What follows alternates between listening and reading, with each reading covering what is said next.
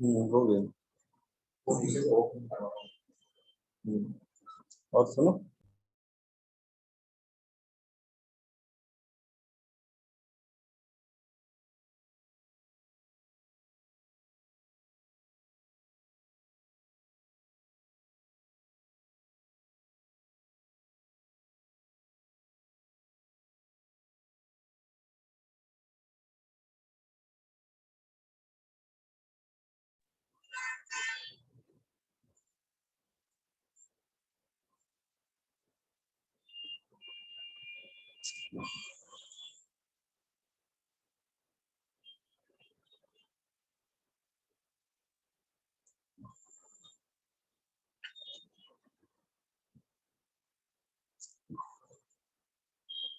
हरे कृष्णा। सबसे पहले हम प्रार्थना करेंगे, नहीं है मेरा यह संसार, ना है ये मेरे लिए, सभी हैं कृष्ण के तभी तो प्यारे हैं वे सदा। मेरे तो हैं कृष्ण केवल, दूसरा न कोई,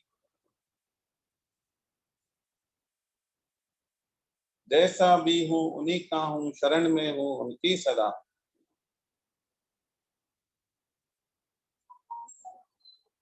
सुख दुख नहीं है जग में, सिर्फ है परिस्थितियां,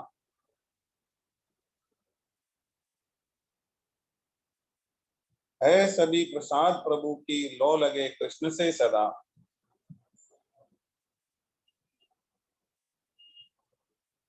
वसुदेव सुतं देवं, कंस चाणूरमर्दनम,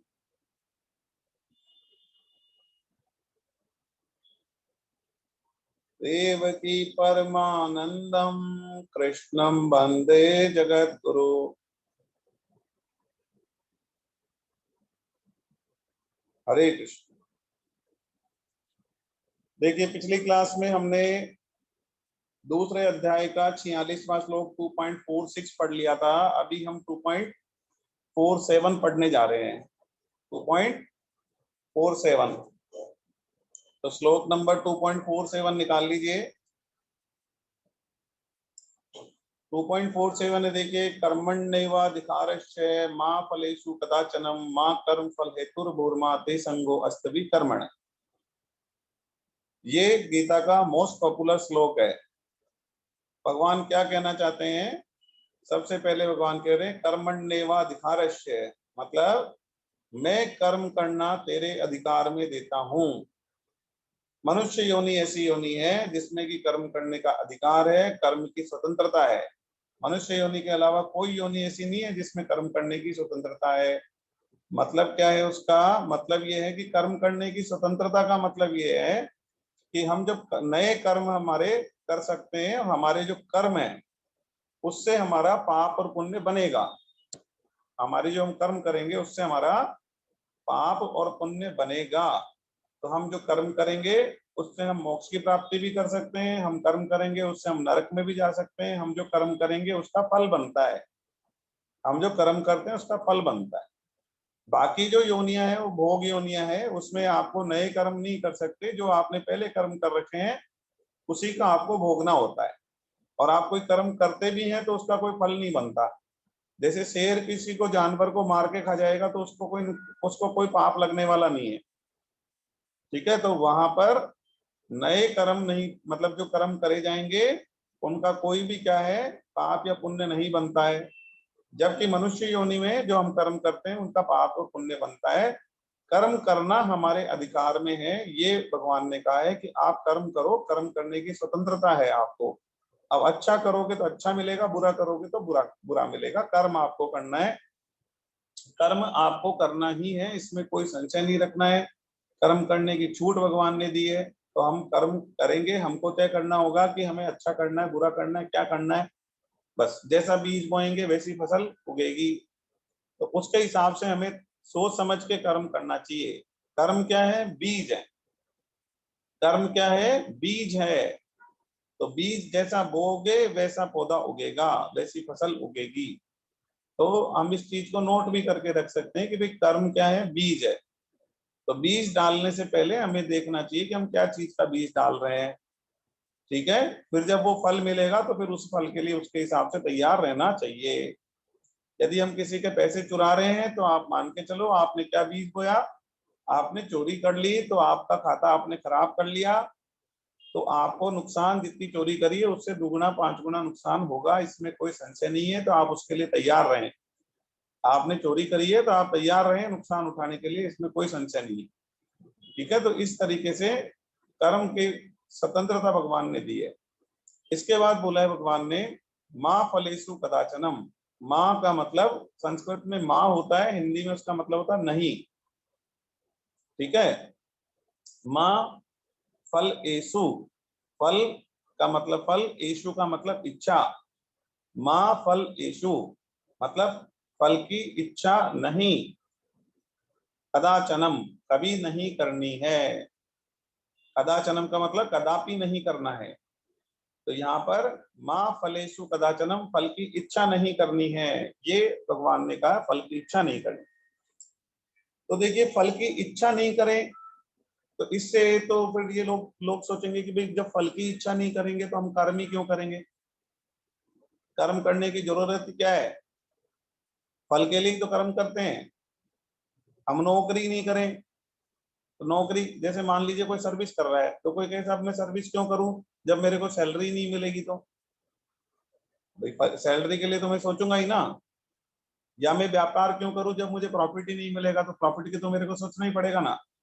देखो भगवान यहाँ पे क्या कह रहे हैं, फल की इच्छा मत करो।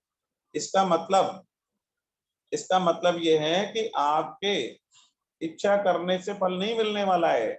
आप अपना कर्म करो, आपका कर्तव्य है अपने परिवार का पालन करना, तो अपना कर्तव्य पूर्ति के लिए आप कर्म कर रहे हैं, तो आप अपने कर्तव्य पालन के लिए कर्म करते जाएं। तो आप नौकरी करेंगे तो क्या जिनके यहाँ नौकरी कर रहे हैं वो आपको तनख्वाह नहीं देंगे क्या, वो तो मिलेगी ही मिलेगी। पर आप उसकी चिंता करेंगे, बहुत ज्यादा उसके बारे में सोचेंगे, बहुत ज्यादा उसकी इच्छा रखेंगे, उससे कुछ होने वाला नहीं है कि आपको ज्यादा सैलरी मिल जाएगी। बल्कि आप ज्यादा सोचेंगे ना सैलरी के बारे में तो आप काम पे ज्यादा ध्यान नहीं दे पाएंगे। ऐसे ही कोई व्यापारी है, वो profit profit profit profit high profit करेगा तो उसको प्रॉफिट ज्यादा हो जाएगा क्या, नहीं होगा। लेकिन वो यदि अपने कर्म में ध्यान लगाएगा, अपना बढ़िया से कर्म करेगा, तो क्या होगा, अपने आप उसको प्रॉफिट ज्यादा हो जाएगा। तो भगवान यहाँ पे कह रहे कर्म करो, जो फल मिलना है वो तो मैं तय करूंगा, तुम्हारे खाते में कितना बैलेंस है, तुमने कितने अच्छे कर्म किए हैं, तुम्हारे पुण्य कर्मों का खाता कैसा है, ये सब चीज पे डिपेंड करेगा कि तुम्हारे को प्रॉफिट होगा या लॉस होगा। हो सकता है तुम 12-12 घंटे 15-15 घंटे मेहनत करो, उसके बाद में मैं तुमको लॉस दे दूं, तो वो किस पे डिपेंड करेगा, भगवान पे डिपेंड करेगा। तो हमें तो अपना मेहनत करना है, अपना कर्तव्य कर्म करना है।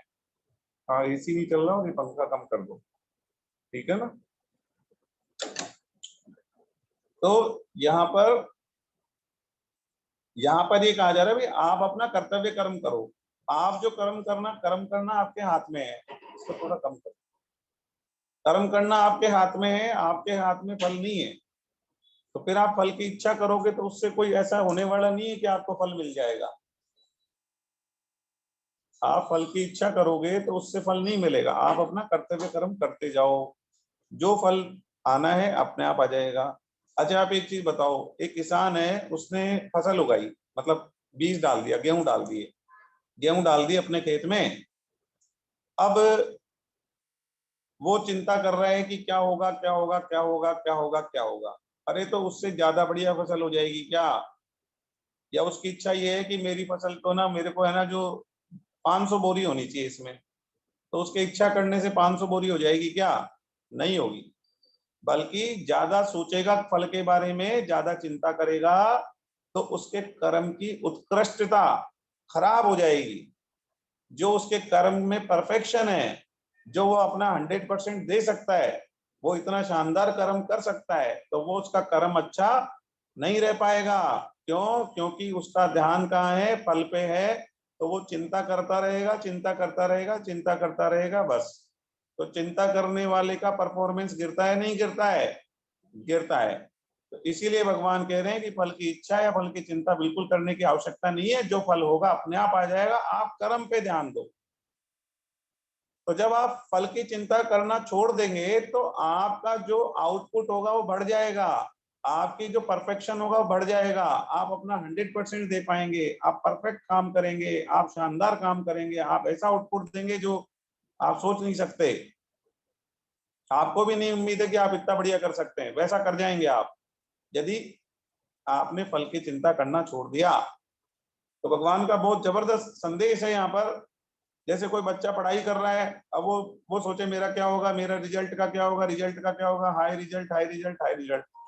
तो ऐसा नहीं है कि उसका रिजल्ट बढ़िया आ जाएगा, बजाय कि वो रिजल्ट की चिंता छोड़ के केवल किस पे ध्यान देगा, अपने कर्म पे, अपनी पढ़ाई पे ध्यान देगा, तो वो अपना बेस्ट परफॉर्म करके आएगा, और बेस्ट परफॉर्म करके आएगा तो जो रिजल्ट आ सकता है बेस्ट वो अपने आप आ जाएगा।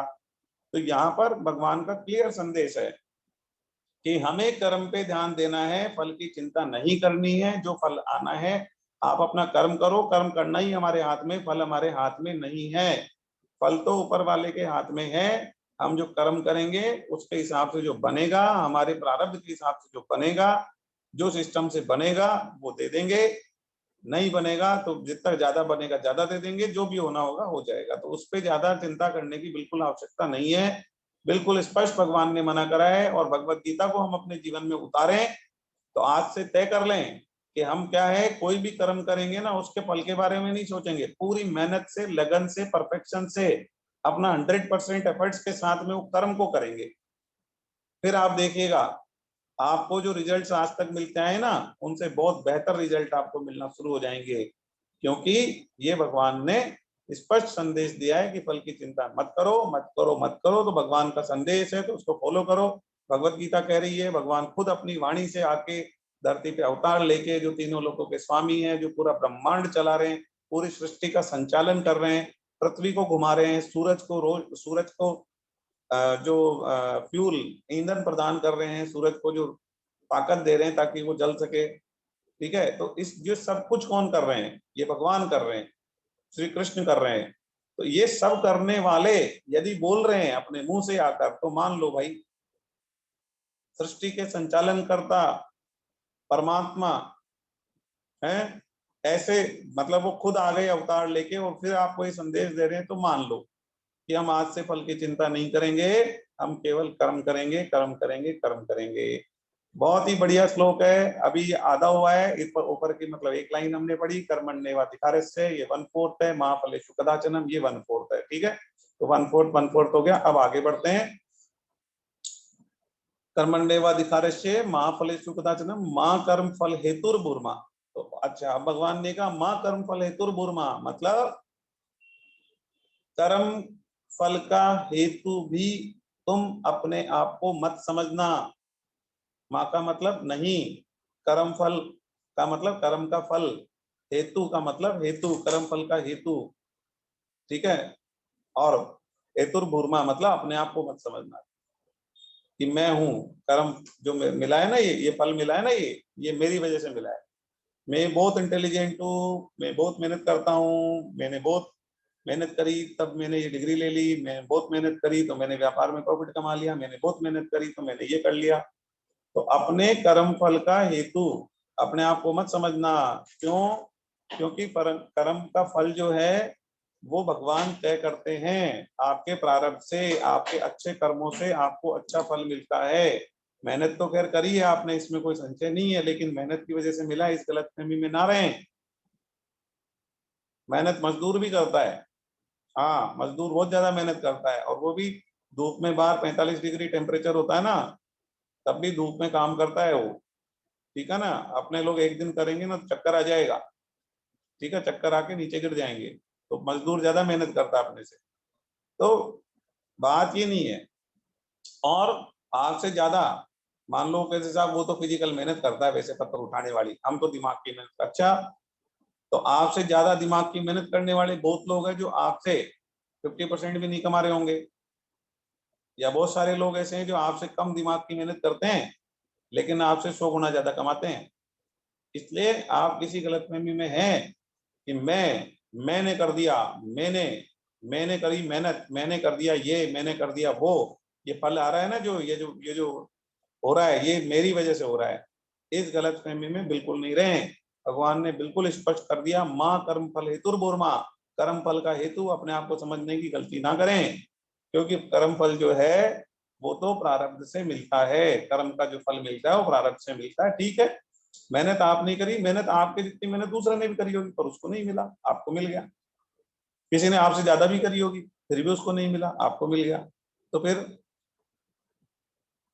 इसका ये उद्देश्य भी नहीं है कि आप ऐसा समझ लें कि मेहनत करने की जरूरत ही क्या है जब प्रारब्ध से ही मिलना है। ये भगवान ने आगे लास्ट वाली जो 1/4 लाइन है ना उसमें क्लियर कर दिया है, जो 1/4 श्लोक है ना उसमें क्लियर कर दिया। ठीक है, तो आप ऐसा समझें कि ये जो कर्म फल का हेतु अपने आप को नहीं समझना है, भगवान ने बिल्कुल स्पष्ट मना करा है।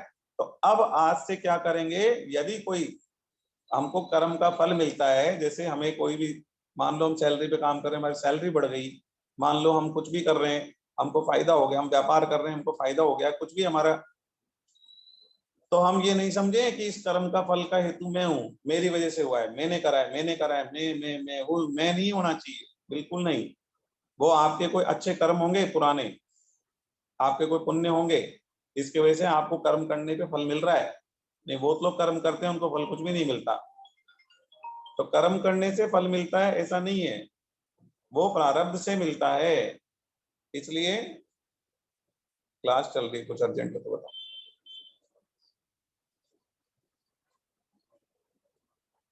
तो अभी अर्जेंट है क्या? ठीक है, तो हम बात ये कर रहे हैं कि जो कर्म फल का हेतु अपने आप को किसी भी हालत में नहीं समझना है, क्योंकि हम अपने आप को यदि कर्म फल का हेतु समझेंगे तो वो बिल्कुल गलत हो जाएगा, हमारे अंदर अहंकार आ जाएगा और हम गलत सोचने लग जाएंगे, हम ये सोचने लग जाएंगे कि हमारी वजह से हो रहा है सब कुछ। भाई आपकी वजह से तो मैं क्या, मैंने अभी थोड़ी देर पहले बताया, आपसे 10 गुना ज्यादा मेहनत करते हैं ना जो लोग, उनको भी हो सकता है आपसे आधा भी फल नहीं मिलता हो, और ऐसा भी हो सकता है कि आपसे आधी मेहनत करते हैं तो भी आपसे 100 गुना ज्यादा पैसे कमाते हैं। अब मुकेश अंबानी जी क्या बहुत ज्यादा मेहनत करते हैं क्या? अरे नहीं साहब, वो तो 24 में से 24 घंटे काम करते हैं, ऐसा थोड़ी है, ऐसा कुछ नहीं है। मुकेश अंबानी जी 10 बजे ऑफिस पहुंचते हैं, और जो अपने परचूनी की दुकान वाला है ना सुबह 7 बजे खुलता है। ठीक है, अब जो, मतलब एक्चुअली ऐसा कुछ नहीं है कि मुकेश अंबानी ज्यादा मेहनत करते हैं। 10 बजे पहुंचते हैं, 10 बजे से लेके रात को 7-8 बजे 9 बजे तक का जो रूटीन होता है, जब सारे व्यापारी जिस ड्यूरेशन में काम करते हैं बस उतनी देर वो काम करते हैं, आ जाते हैं, फिर आलीशान सुविधाएं हैं, आराम से अपने रहते हैं, सो जाते हैं टाइम पे, हैं, वही 7 घंटे की नींद लेते हैं, वही सिस्टम है पूरा, आप पता कर लेना। तो मुकेश अंबानी ज्यादा काम करता है? अच्छा, नहीं करता है। फिर ज्यादा कैसे कमाई हो रही है ना। अच्छा, तो मुकेश अंबानी जी में ज्यादा दिमाग है? ऐसा तो कुछ नहीं है, मुकेश अंबानी में ज्यादा दिमाग ऐसा तो कुछ नहीं है। जिस जगह से उन्होंने एग्जाम पास करा है उस उनसे बहुत ज्यादा नंबर लाने वाले बहुत जने थे, वो कोई फर्स्ट नहीं आए या कोई गोल्ड मेडल नहीं जीता उन्होंने, नॉर्मल पढ़ाई करी, कॉलेज की एग्जाम दी तो नॉर्मल परसेंटेज आई, उनसे ज्यादा तो परसेंटेज हजारों लोगों की आई, लाखों लोगों की आई, और आज भी आ रही है। तो उनसे तो बहुत ज्यादा इंटेलिजेंट बैठे हैं लोग दुनिया में। तो फिर, तो मुकेश अंबानी बहुत ज्यादा कोई ऐसे इंटेलिजेंट भी नहीं है कि उनसे ऊपर कोई इंटेलिजेंट ही नहीं बनाओ, ऐसा तो कुछ ही नहीं है। भारत में एक से बढ़ के एक कलाकार है, एक से बढ़कर एक इंटेलिजेंट बैठे हैं। मुकेश अंबानी का हो सकता है यदि इंटेलिजेंस में नंबर काउंट करे तो कहीं करोड़ में जाके आए, नहीं आए, बहुत पीछे आएगा। 140 करोड़ में कहीं हो सकता है कौन सा नंबर आएगा, 1 करोड़ पे आए, 5 करोड़ पे आए, पता नहीं। ठीक है, तो बहुत पीछे नंबर। इंटेलिजेंट है क्या? सबसे इंटेलिजेंट आदमी तो नहीं। वैज्ञानिक बैठे हैं बड़े बड़े, और बड़े बड़े धुरंधर बैठे हैं, प्रोफेशनल बैठे हैं, चार्टेड अकाउंटेंट्स बैठे हैं, डॉक्टर्स बैठे हैं, इतने बैठे हैं जिसकी कोई गिनती नहीं है। फिर तो आप ज्यादा इंटेलिजेंट भी नहीं है, ज्यादा मेहनत भी नहीं करते हैं, तो फिर क्या हो रहा है? अरे कमाई तो इतनी आ रही है जिसकी कोई गिनती नहीं हो रही है, ओ विश्व में रैंकिंग चल रही है, वर्ल्ड के टॉप 10 में नाम आ रहा है, और एशिया के सबसे अमीर व्यक्ति बन रहे हैं। तो ये कैसे हो रहा है? तो कमाने, मेहनत करने से कमाई हो रही है साहब। मैं इंटेलिजेंट, मेरे इंटेलिजेंस से कमा रहा हूं मैं मेहनती, मैं मेहनती, हार्ड वर्कर, मेरे हार्ड वर्किंग से। तो इस तरीके की कोई गलत फहमी हो तो निकाल देना। बिल्कुल स्पष्ट कह दिया भगवान ने, अपना कर्तव्य पालन के लिए कर्म करो आप। हाँ, जो फल मिल रहा है ना आपके पुण्य कर्मों से मिल रहा है, मेहनत से नहीं मिल रहा। मेहनत करनी चाहिए, कर्म करना जरूरी है, कर्तव्य पालन के लिए कर्म हमें करना होता है, बिल्कुल अत्यंत आवश्यक है। ठीक है, नहीं तो जो आपका प्रारब्ध है वो भी आप तक नहीं पहुंच पाएगा। जैसे फॉर एग्जाम्पल, आपके सामने खाने भोजन की थाली लगाकर तैयार करके आपको दे दी गई। अब आप कहेंगे कि साहब मेरी किस्मत में होगा तो अंदर चला जाएगा, ऐसे थोड़ी होगा। आपकी किस्मत में होगा तो अंदर चल जाएगा, क्या मतलब अपने आप थोड़ी उठ के अंदर चल जाएगा। तो आपको कर्म तो करना ही पड़ेगा ना। आपका कर्तव्य है शरीर का पालन करना, इसलिए आपको जो खाना आ गया तो उसको उठा के तो आपको खाना ही पड़ेगा ना, तो कर्म आप करो। हाँ, अब आपने कर्म कर लिया, आपने खाना उठा के खा लिया। अब क्या होगा उस खाने से?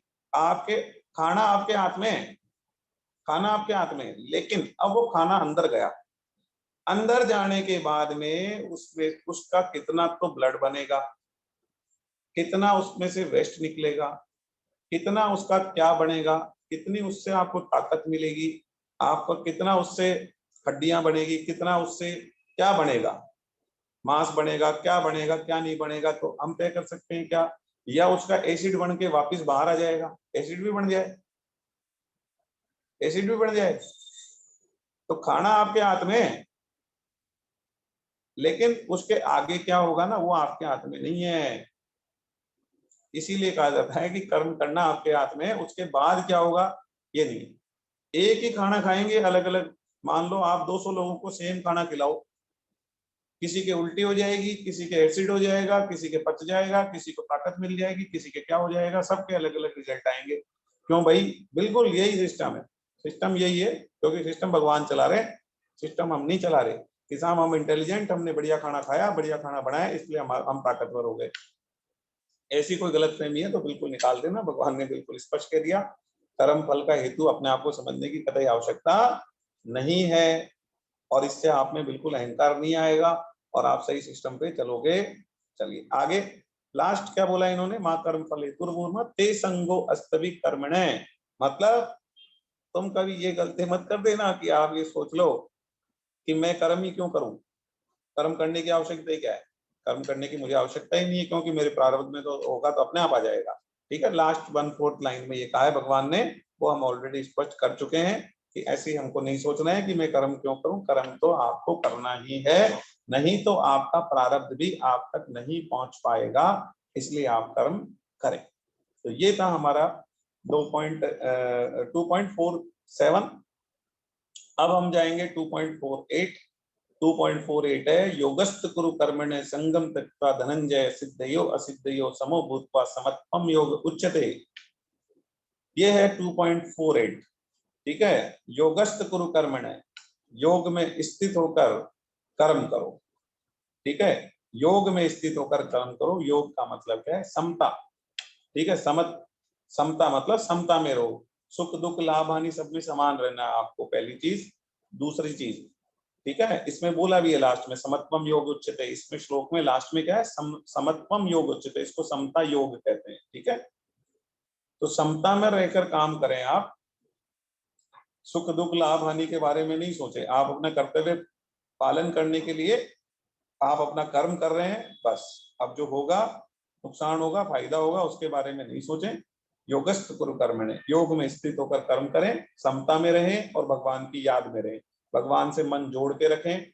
योग आया है यहाँ पे, देखो योग क्या है, योग एक शब्द, योग का मतलब जोड़ होता है, योग का मतलब जोड़ होता है।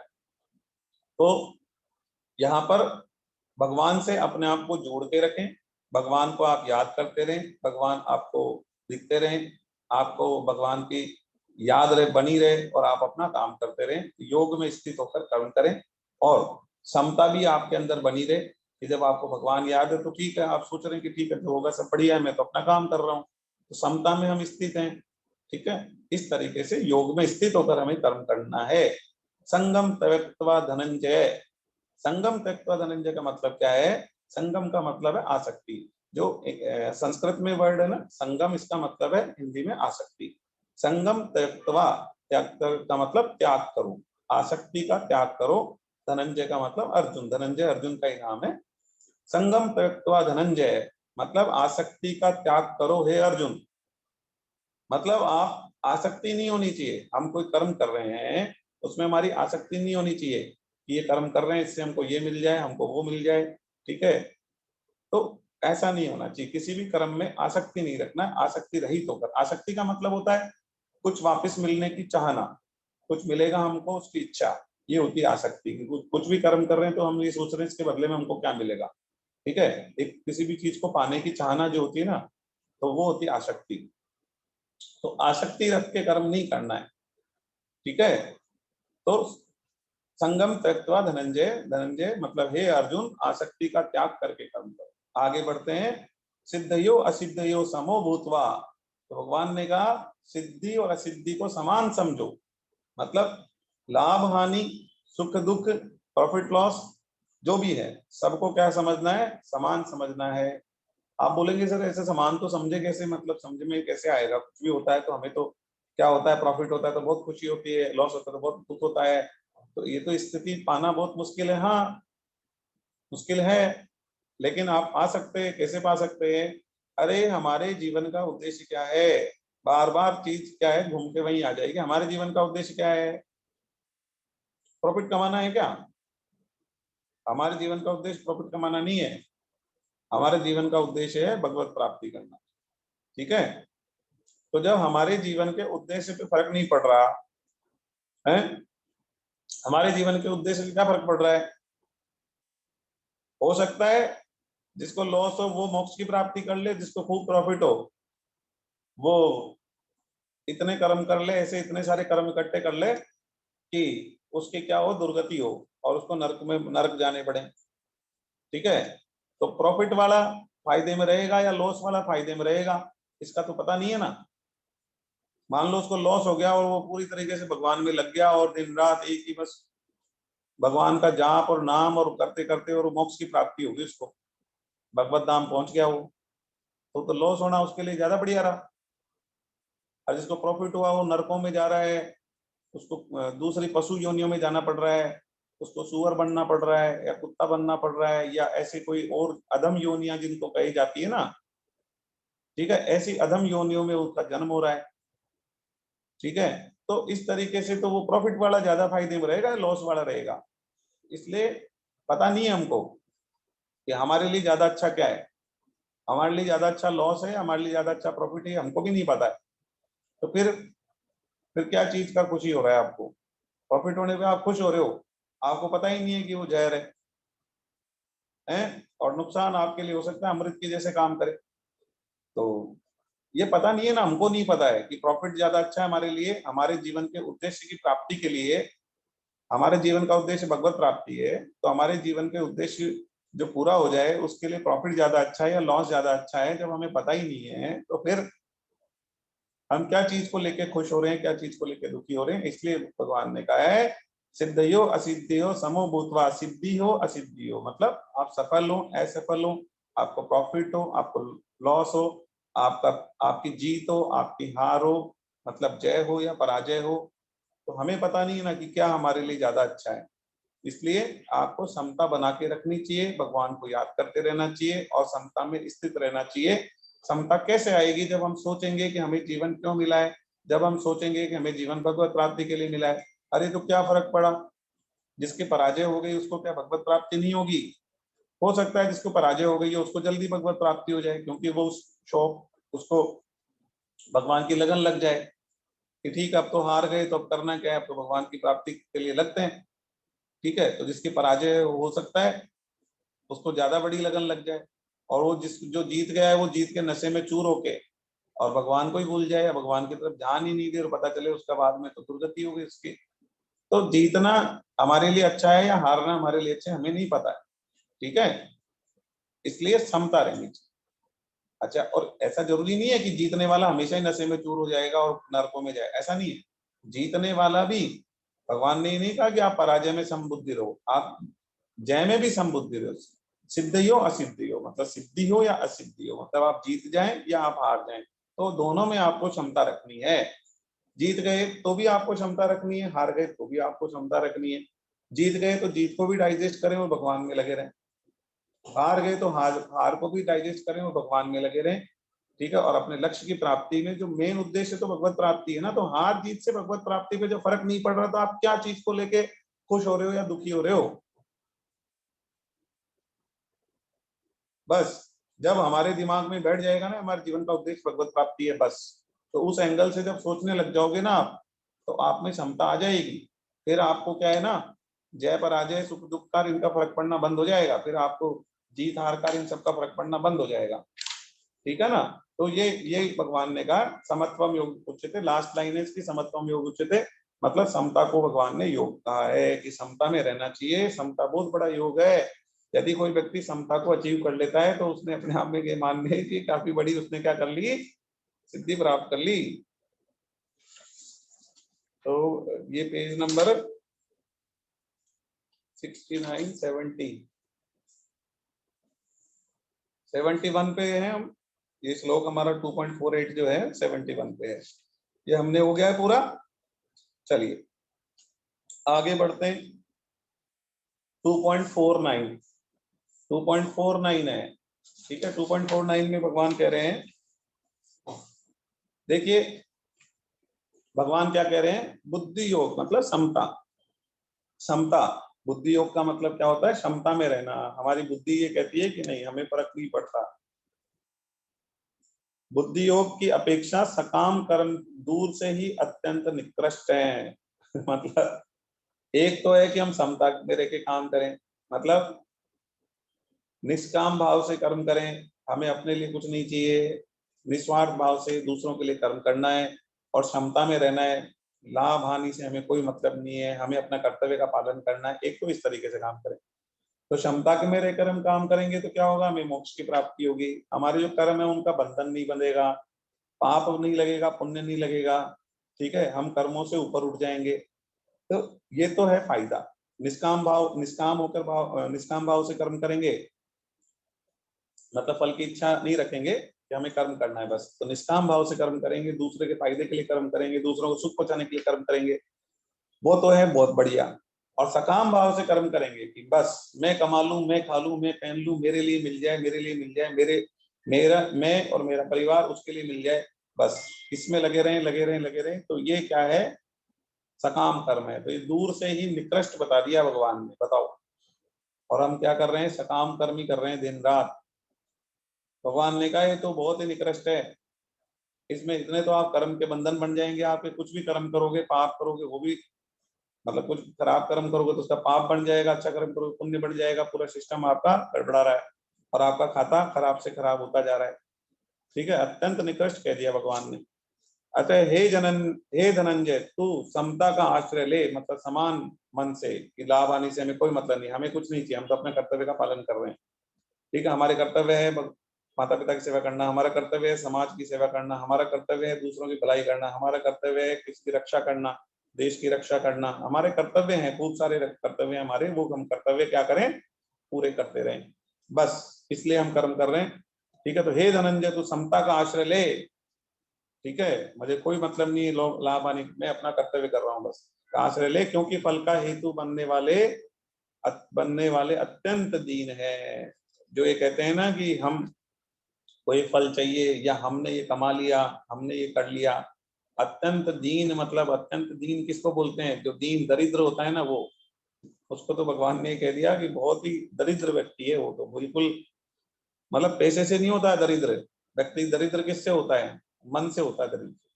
ठीक है, बुद्धि से दरिद्र होता है, सब कुछ होने के बाद में भी ये नहीं है वो नहीं है वो नहीं है, तो वो बिल्कुल दरिद्र है। और जिसके पास कुछ भी नहीं है वो भी बहुत खुश रहता है, वो कहता है नहीं मेरे को क्या कमी है, मेरे साथ भगवान है और मैं खूब माला कर रहा हूँ, खूब जाप कर रहा हूँ, क्या कमी है, कोई कमी नहीं है। बताओ कहाँ कमी है। मैंने रैदास जी वाली स्टोरी सुनाई थी ना आपको, रैदास जी को पारस पत्थर देके गए थे, भगवान ने कहा कि पारस पत्थर है तुम रख लो। तो उन्होंने कहा मेरे, जबकि वो जूतियां गाड़ते थे और उनको खाना भी मुश्किल से मिल पाता था 2 टाइम का, और झोपड़े में रहते थे। तो उन्होंने कहा नहीं मेरे को जरूरत ही नहीं, मेरे को क्या कमी है, 2 रोटी 2 कपड़े चाहिए, मिल जाते हैं मेरे मेरे को। तो उन्होंने क्या करा, उस पारस पत्थर का यूज ही नहीं करा। ये स्टोरी हमने सुनी थी क्लास में, मैंने बताई थी ना आपको। तो अब आप बताओ।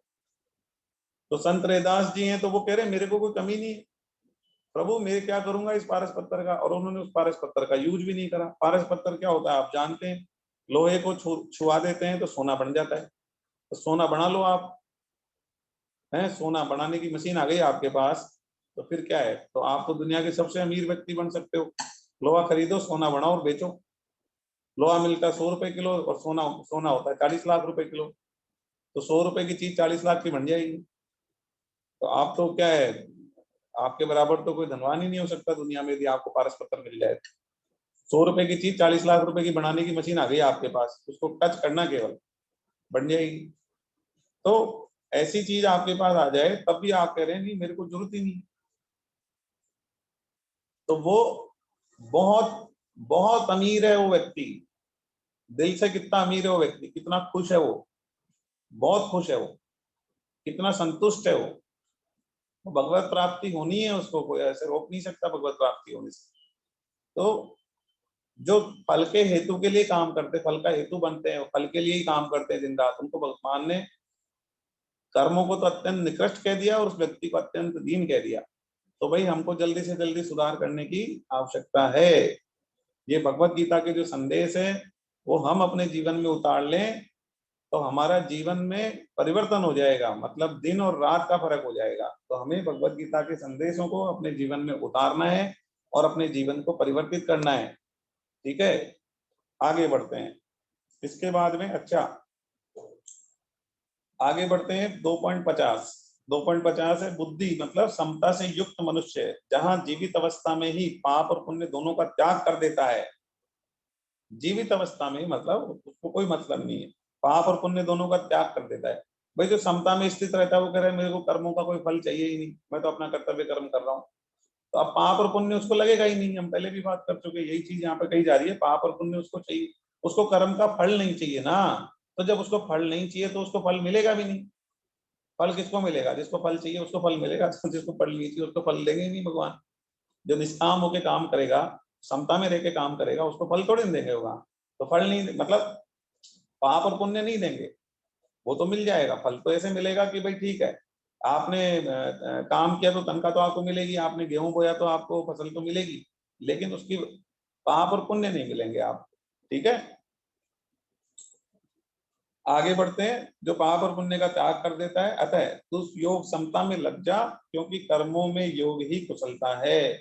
मतलब जो समता में रहकर कार्य करता है वो ही, उसको ही क्या कहा गया है, कुशलता कहा गया है। कि वही बुद्धिमान व्यक्ति है, वही समझदार व्यक्ति है, वही कर्मों में कुशलता वाली बात है। तो असली कुशलता क्या है, हम निष्काम भाव से कर्म करें, निष्काम भाव से कर्म करें, समता में रहकर कर्म करें, फल की इच्छा नहीं रखें और कर्म करते जाएं अपने कर्तव्य पालन के लिए। तो भगवत प्राप्ति, मोक्ष प्राप्ति, इसकी तरफ हम बढ़ जाएंगे, इसकी तरफ आगे बढ़ते जाएंगे, बढ़ते जाएंगे, बढ़ते जाएंगे। पुराना खाता हमारा कटता जाएगा, नया खाता हमारा बनेगा नहीं। जिस दिन बैलेंस 0 हुआ उस दिन हमें मोक्ष की प्राप्ति हो जाएगी। आगे बढ़ते हैं 2.51।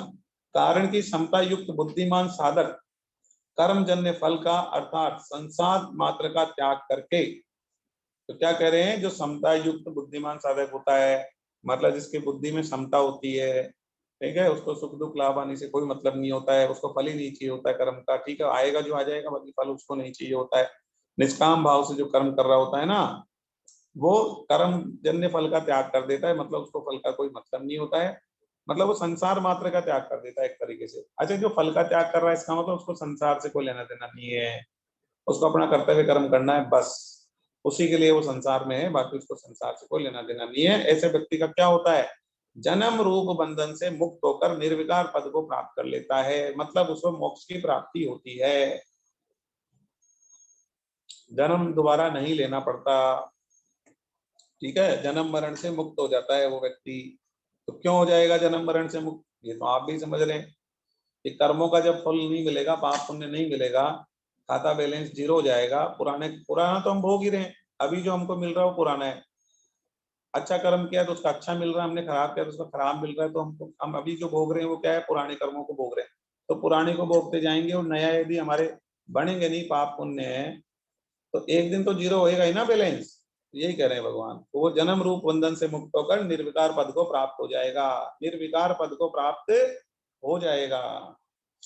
आगे बढ़ते हैं 2.42 और 2.52, सॉरी 2.52।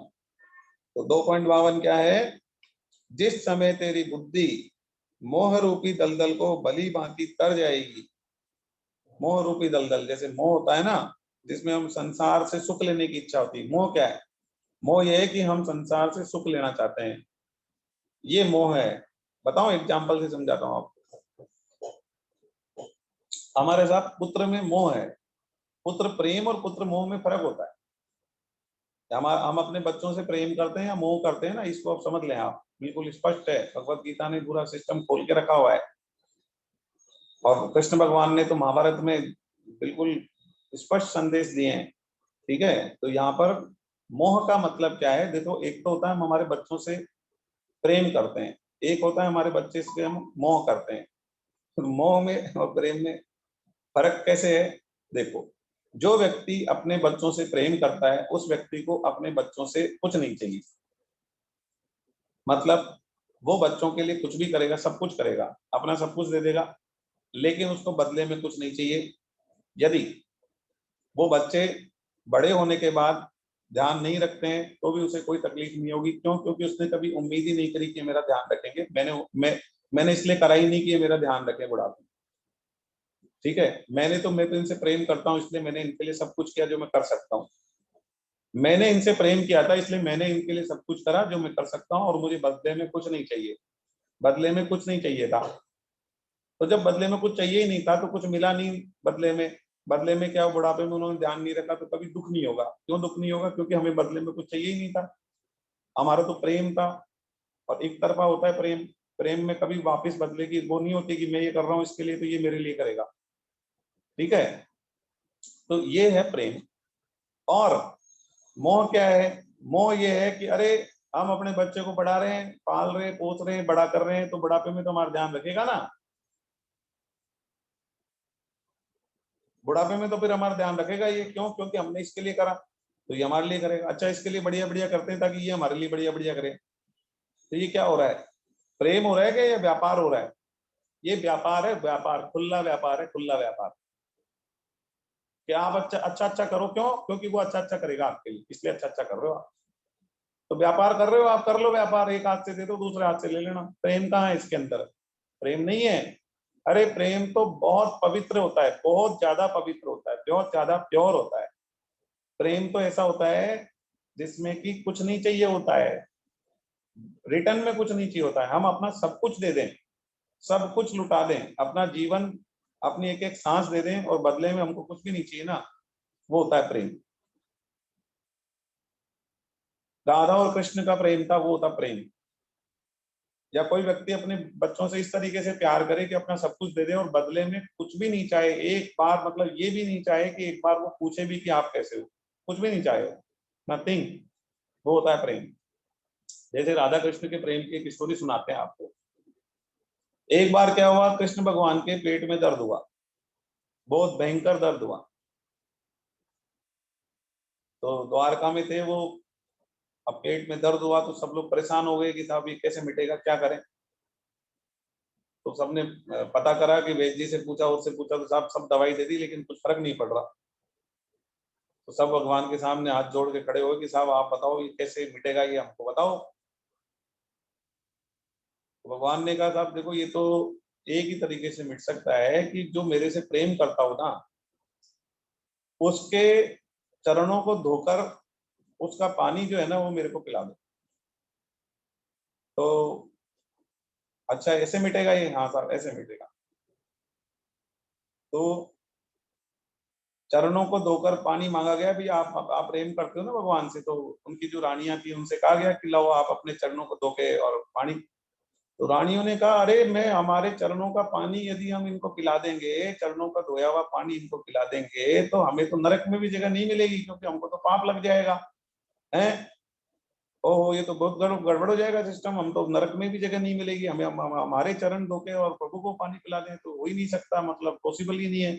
हमें तो पता नहीं कितना पाप बन जाएगा। नहीं नहीं नहीं नहीं, मना कर दिया। एक रानी, दूसरी रानी, सबको, सबके पास गए, सबने मना कर दिया। और भी कई लोगों के पास गए, सबने मना कर दिया कि हमारे हमारे पाँव का धोया हुआ पानी भगवान को पिला दे, हमें तो नरक में रहना पड़ेगा, बहुत ही गड़बड़ हो जाएगा मामला। फिर राधा रानी के पास गए। राधा रानी को पता चला कि अरे, कान्हा के पेट में दर्द हो रहा है। अरे आप बताओ क्या करना है। उन्होंने उनको कहा कि चरणों का धोकर पानी चाहिए, जो प्रेम करता है ना उसका, तो वो सही हो जाएंगे। उन्होंने 1 सेकंड भी नहीं लगाई, 1 सेकंड भी नहीं लगाई कि बस ये लो, तुरंत दे दिया उन्होंने, चरण धो के पानी दे दिया, ये तुरंत पिला दो। मेरे को नरकों में रहना पड़ेगा तो मैं करोड़ों जन्म नरकों में रह लूंगी, मैं पूरी जिंदगी नरक में बिता लूंगी, मुझे कोई परेशानी नहीं है, पर कान्हा के पेट का दर्द मिटना चाहिए अभी के अभी, बस। बदले में कुछ नहीं चाहिए, बदले में नरक मिल रहा है, बहुत बढ़िया है, मैं खुश हूँ। बदले में नरक मिल रहा है ना, घोर नरक मिल रहा है, तो मैं खुश हूँ। ये सच्चा प्रेम है। तो राधा और कृष्ण का जो प्रेम का स्तर था ना, वो शुद्ध प्रेम था, पवित्र प्रेम था, बिल्कुल। ये है प्रेम की परिभाषा। तो हम अपने बच्चों से, अपने साथ रहने वालों से, अपने परिवार के सदस्यों से प्रेम करते हैं या मोह करते हैं ना, ये बिल्कुल स्पष्ट समझ लेना चाहिए हमको। मोह है ना तो बदले में कुछ इच्छा है, बदले में कुछ चाह रहे हैं ना हम, तो मोह है। व्यापार कर रहे हैं हम, लेन देन कर रहे हैं हम। पत्नी बढ़िया बढ़िया खाना बना के दे रही है तो पत्नी बढ़िया है, और पत्नी यदि बीमार हो गई या खाना बनाने की स्थिति में नहीं है, हमारी सेवा करने की स्थिति में नहीं है, तो फिर पत्नी सबसे खराब पत्नी हो गई। ऐसे ही पति कमा के ला रहा है जब तक बहुत बढ़िया है, और जिस दिन पति की कमाई नहीं हो रही है, कमाई होना बंद हो गई, या वो गरीब हो गया, या उसके पास पैसे नहीं है, उस दिन ये खराब पति है, क्योंकि इसके तो कमाने की बस की नहीं है, कमाई नहीं कर पा रहा है, तो ये खराब पति है। तो ये सब परिभाषाएं है ना, तो हमारे जीवन में प्रेम शून्यता है, प्रेम की शून्यता है, मतलब शून्य है, प्रेम है ही नहीं हमारे जीवन, प्रेम नहीं है, मोह है। मोह में जी रहे हैं हम, हमें संसार से सुख चाहिए, हम जो भी कुछ कर रहे हैं उसके बदले में हमें संसार से रिटर्न्स चाहिए, हमें संसार से सुख चाहिए, बस इसलिए हम कर रहे हैं। ठीक है, तो कोई गलतफहमी है हमारे अंदर कि हम प्रेम करते हैं किसी से, तो वो निकाल दें हम लोग, और या फिर सच्चा प्रेम कर लें, दो ही ऑप्शन है। ठीक है, लेकिन हमारे मोह को, जो हमारे अंदर मोह है ना, उसको हम प्रेम का नाम नहीं दें। प्रेम बहुत ज्यादा पवित्र शब्द है, ठीक है ना, प्रेम बहुत ज्यादा पवित्र शब्द है, इतना पवित्र है जिसका कोई लिमिट नहीं है। और जहाँ प्रेम होता है ना, वहाँ काम नहीं होता है। प्रेम और काम क्या अपोजिट है, प्रेम और काम अपोजिट है, बिल्कुल अपोजिट है। जहाँ सूरज होता है ना, वहाँ अंधेरा नहीं हो सकता, और जहाँ अंधेरा है ना, वहाँ सूर्य नहीं हो सकता। यदि आप काम वासना रखते हो तो आपका प्रेम है ही नहीं, जीरो है, क्योंकि आपको बदले में कुछ चाहिए। ठीक है, और प्रेम है तो आपको कुछ भी नहीं चाहिए। ठीक है, तो ये प्रेम और काम दोनों अपोजिट हैं। तो भगवान का प्रेम था, भगवान का क्या था, प्रेम था, राधा कृष्ण का प्रेम था। काम दूर दूर तक भी नहीं सोचा जा सकता, मतलब करोड़ों कोस तक भी नहीं सोचा जा सकता काम। ठीक है, शुद्ध प्रेम, बिल्कुल पवित्र प्रेम था। तो प्रेम को परिभाषा जो है भगवान ने बहुत स्पष्ट की है, बहुत स्पष्ट की है, बहुत स्पष्ट कर दी है। भगवान ने प्रेम के लिए कहा, आप केवल दूसरे के बारे में, जिससे आप प्रेम करते हो ना, उसकी खुशी के लिए सोचते हो, उसके बदले में आपका कितना भी नुकसान हो जाए, आप नरक में जाएं, आपको दुख उठाना पड़े, कुछ भी होना पड़े, वो सामने वाला खुश रहना चाहिए। ये है प्रेम की परिभाषा। आप केवल सामने वाले के लिए सोचते हैं, एक तरफा सोचते हैं। वो आपके लिए क्या सोचता है इससे भी कोई फर्क नहीं पड़ता, वो आपके लिए क्या करता है क्या नहीं करता इससे भी कोई फर्क नहीं पड़ता। आप केवल सामने वाले की खुशी सोचते हैं, इसके अलावा कुछ नहीं सोचते हैं, तो आप प्रेम करते हैं। कोई नफा नुकसान नहीं देखते आप, कोई कंडीशंस नहीं लगाते आप, कुछ भी नहीं होता है। वो केवल जिससे आप प्रेम करते हैं वो खुश रहना चाहिए, उसको तकलीफ नहीं होना चाहिए। और हम चाहे हमारा सब कुछ लग जाए, हम बर्बाद हो जाए, हम नरक में चल जाए, चाहे कुछ हो जाए, पर वो खुश रहना चाहिए, उसके पेट में दर्द नहीं होना चाहिए, उसको तकलीफ नहीं होनी चाहिए, बस। ये प्रेम की परिभाषा है जो भगवान कृष्ण ने दी है। और मोह क्या है, मोह है लेन देन, व्यापार, बदले में कुछ आने की इच्छा, हम कुछ करें तो वो कुछ कर दे, बस। तो भगवान ने कह दिया, जिस समय तेरी बुद्धि मोह रूपी दलदल को तर जाए। मोह की परिभाषा मतलब क्या हुआ, यहाँ पर मोह को हमने परिभाषित किया ना, तो साथ में प्रेम को भी परिभाषित किया गया। क्यों? क्योंकि मोह में और प्रेम में अंतर हमें पता होना चाहिए। तो मोह क्या है, हमें संसार से वापसी में कुछ चाहिए, मोह। संसार से सुख उठाना चाहते हैं, मोह। संसार को संसार को भोगना चाहते हैं, ये मोह है। ठीक है, मोह रूपी दलदल से जिसको भली भांति तर जाएगी, उसी समय तू सुने हुए और सुनने में आने वाले भोगों से वैराग्य को प्राप्त हो जाएगा। अरे जिस दिन मोह से हम ऊपर आ जाएंगे ना, मतलब हमें बदले में कुछ नहीं चाहिए होगा ना, तो भोगों से अपने आप वैराग्य हो जाएगा। फिर भोग चाहिए ही नहीं ना हमको। भोग क्या करना, क्या भोगना है हमें? हमें संसार से कोई मोह ही नहीं है, हमें संसार से कुछ चाहिए ही नहीं, संसार से किसी प्रकार का सुख नहीं चाहिए हमें। हमें तो सुख मिलता है भगवान का नाम लेने में, हमें तो सुख मिलता है कीर्तन में, हमें तो सुख मिलता है सत्संग में, हमें तो सुख वहां मिलता है, और वो परमानंद है। वो परमानंद है। वो जब आपको उसकी एक बार लगन लग जाती है और भगवान का नाम आपके दिमाग में चढ़ जाता है और आपकी चैंटिंग जबरदस्त होने लग जाती है, फिर आपको एक परमानंद की जो अनुभूति एक बार हो गई ना, अरे तो संसार तो वैसे ही छूट जाएगा। मतलब ठीक है, आप अपना कर्तव्य ही करोगे, इसका मतलब ये नहीं कि आप अपना कर्तव्य कर्म नहीं करोगे। आप कर्तव्य कर्म करते हुए भी ऋषि रह सकते हो। राज ऋषि हुए राजा जनक, मैंने पहले भी एग्जाम्पल लिया था। राजा जनक क्या थे? राज ऋषि थे। राज ऋषि मतलब राजा थे लेकिन ऋषि तुल्य थे। उनको किसी भी चीज से मोह नहीं था, बदले में कुछ नहीं चाहिए था, वो अपना कर्तव्य कर्म कर रहे थे, अपने राज्य का संचालन कर रहे थे। ठीक है, और ऐश्वर्यवान राजा थे।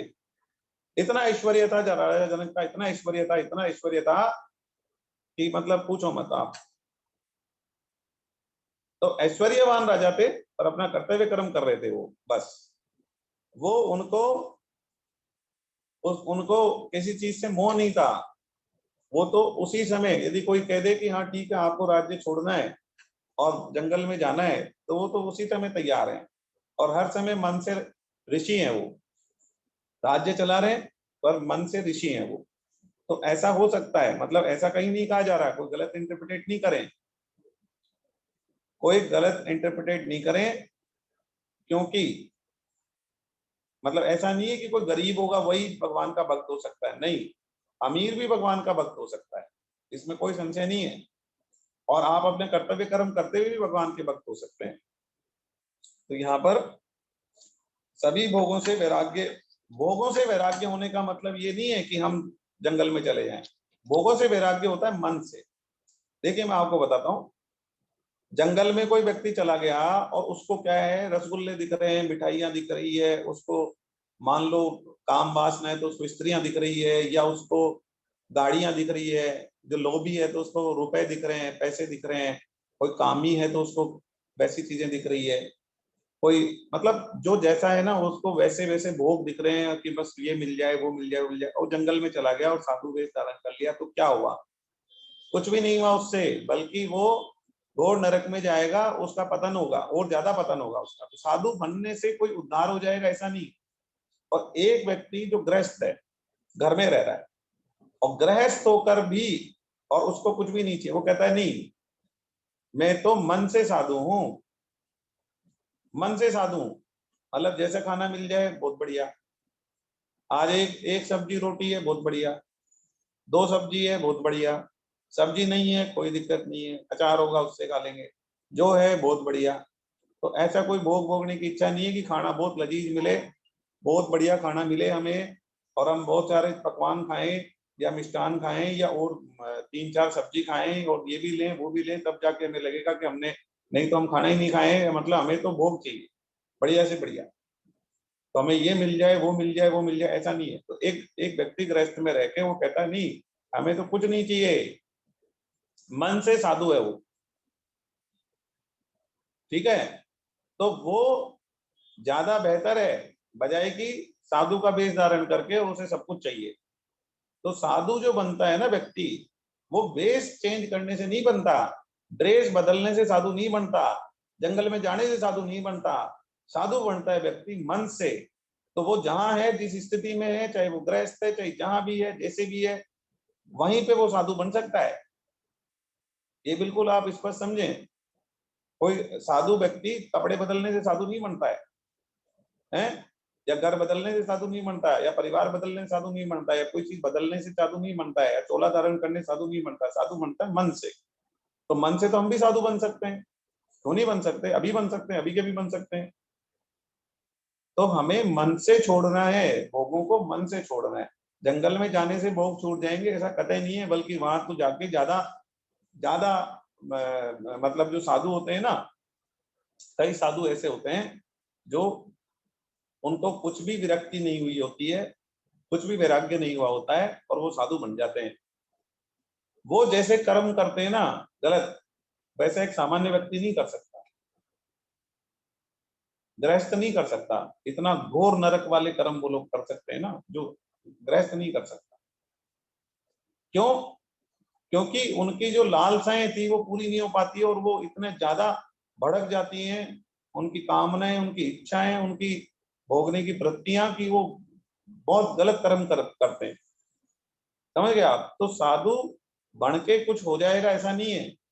मतलब आप जो वेश चोला धारण करके कुछ आप वैराग्य को प्राप्त कर लोगे ऐसा नहीं है। वैराग्य तो आप जहां हो, जिस स्थिति में हो, आज व्यापारी हो, आप घर पे रह रहे हो, हाउसवाइफ हो, कर्मचारी हो, कुछ भी हो, आप जहां हो वहीं पे साधु बन सकते हो और बनना चाहिए।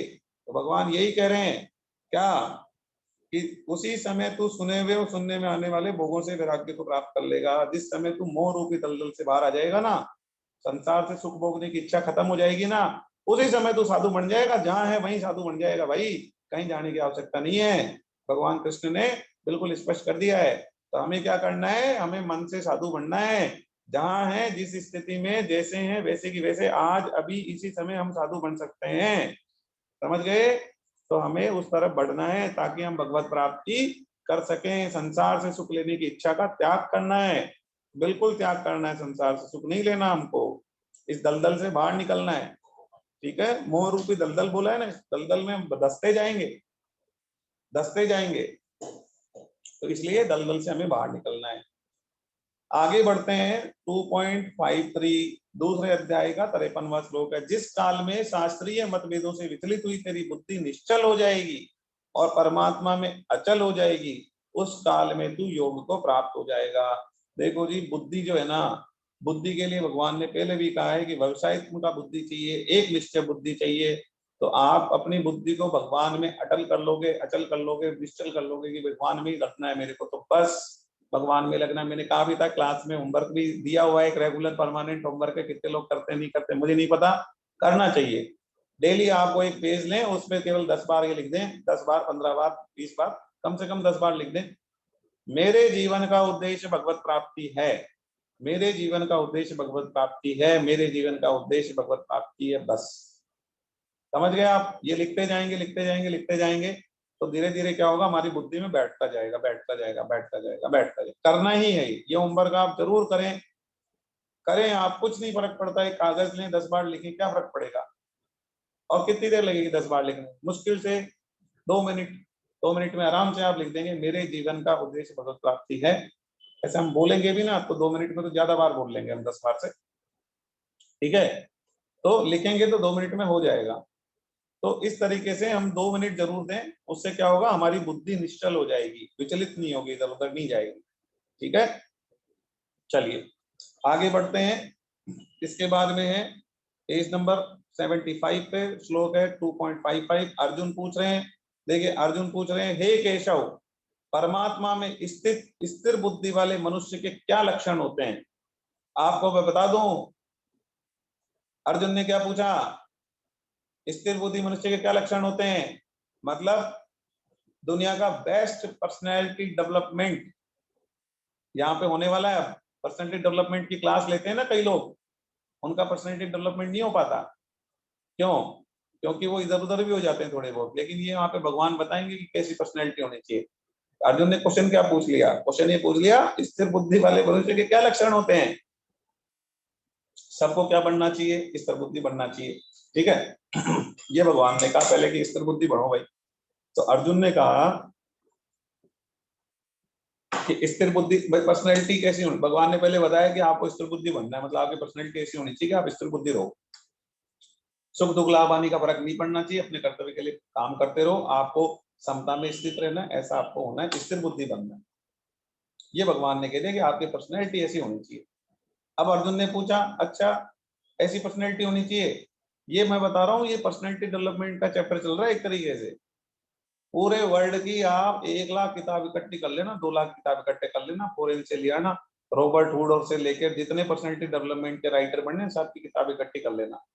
ये जो भगवान यहाँ बताएंगे ना, यदि वैसी पर्सनैलिटी किसी ने मेंटेन कर ली ना, तो वर्ल्ड की बेस्ट पर्सनैलिटी हो जाएगी वो। तो पर्सनैलिटी डेवलपमेंट की कोई किताब पढ़ने की जरूरत नहीं है। आप भगवत गीता पढ़ रहे हैं, पर्सनैलिटी डेवलपमेंट की कोई बुक पढ़ने की कतई जरूरत नहीं है। इसको पढ़ने के बाद 1 लाख 2 लाख किताब भी देखोगे ना, तो इससे बाहर नहीं जा सकता।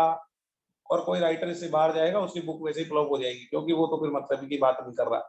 ठीक है, ये वर्ल्ड की बेस्ट पर्सनैलिटी डेवलपमेंट आ रहा है यहाँ पे। पहले भी बताया भगवान ने कि स्थिर बुद्धि बनना है हमें। ठीक है, सब चीज बताए हैं, अब लक्षण बता रहे हैं कि उसके क्या लक्षण होते हैं।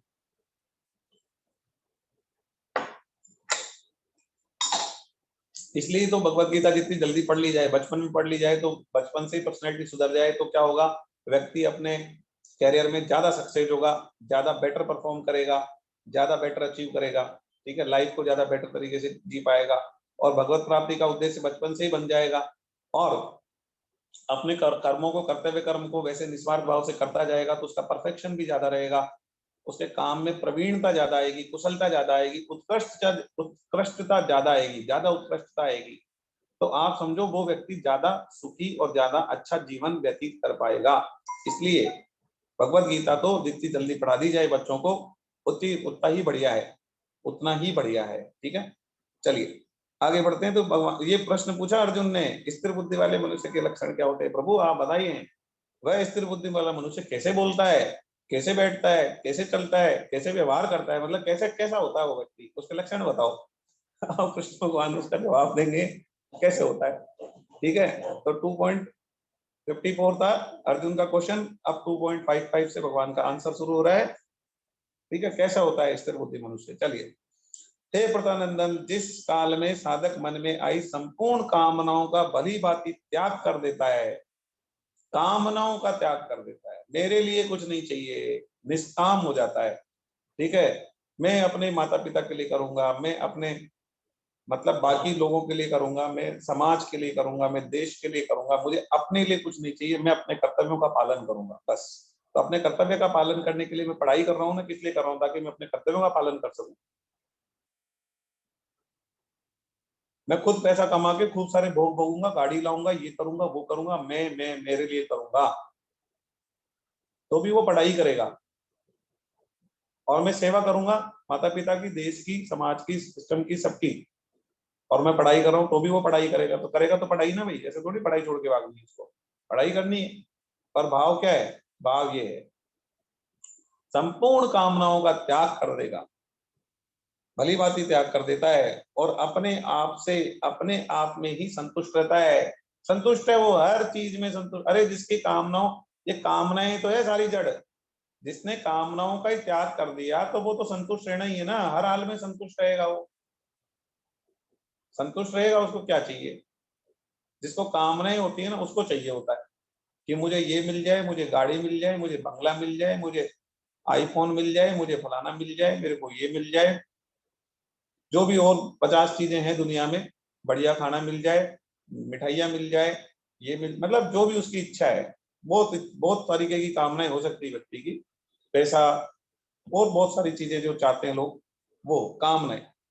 संपूर्ण कामनाओं का भली भांति त्याग है, तो वो जब कामनाओं का त्याग करके अपने आप से संतुष्ट रहेगा, मैं सेटिस्फाइड हूँ, जो मिल रहा है मैं सेटिस्फाइड हूँ, जो खाने को मिल रहा है मैं सेटिस्फाइड हूँ, जो पहनने को मिल रहा है मैं सेटिस्फाइड हूँ, मेरे को जहां रहने को मिल रहा है मैं सेटिस्फाइड हूँ। ठीक है, उस काल में वह स्थिर बुद्धि कहा जाता है, तो उसका मन विचलित ही नहीं होगा। जो व्यक्ति सेटिस्फाइड है, वो कह रहा है कि हाँ मैं संतुष्ट हूँ, मेरी कोई कामना नहीं है, मैं अपने कर्तव्य कर्म के लिए जी जान लगा के मेहनत करूंगा, लेकिन मेरी कोई कामना नहीं कि मुझे अपने लिए कुछ करना है, नहीं।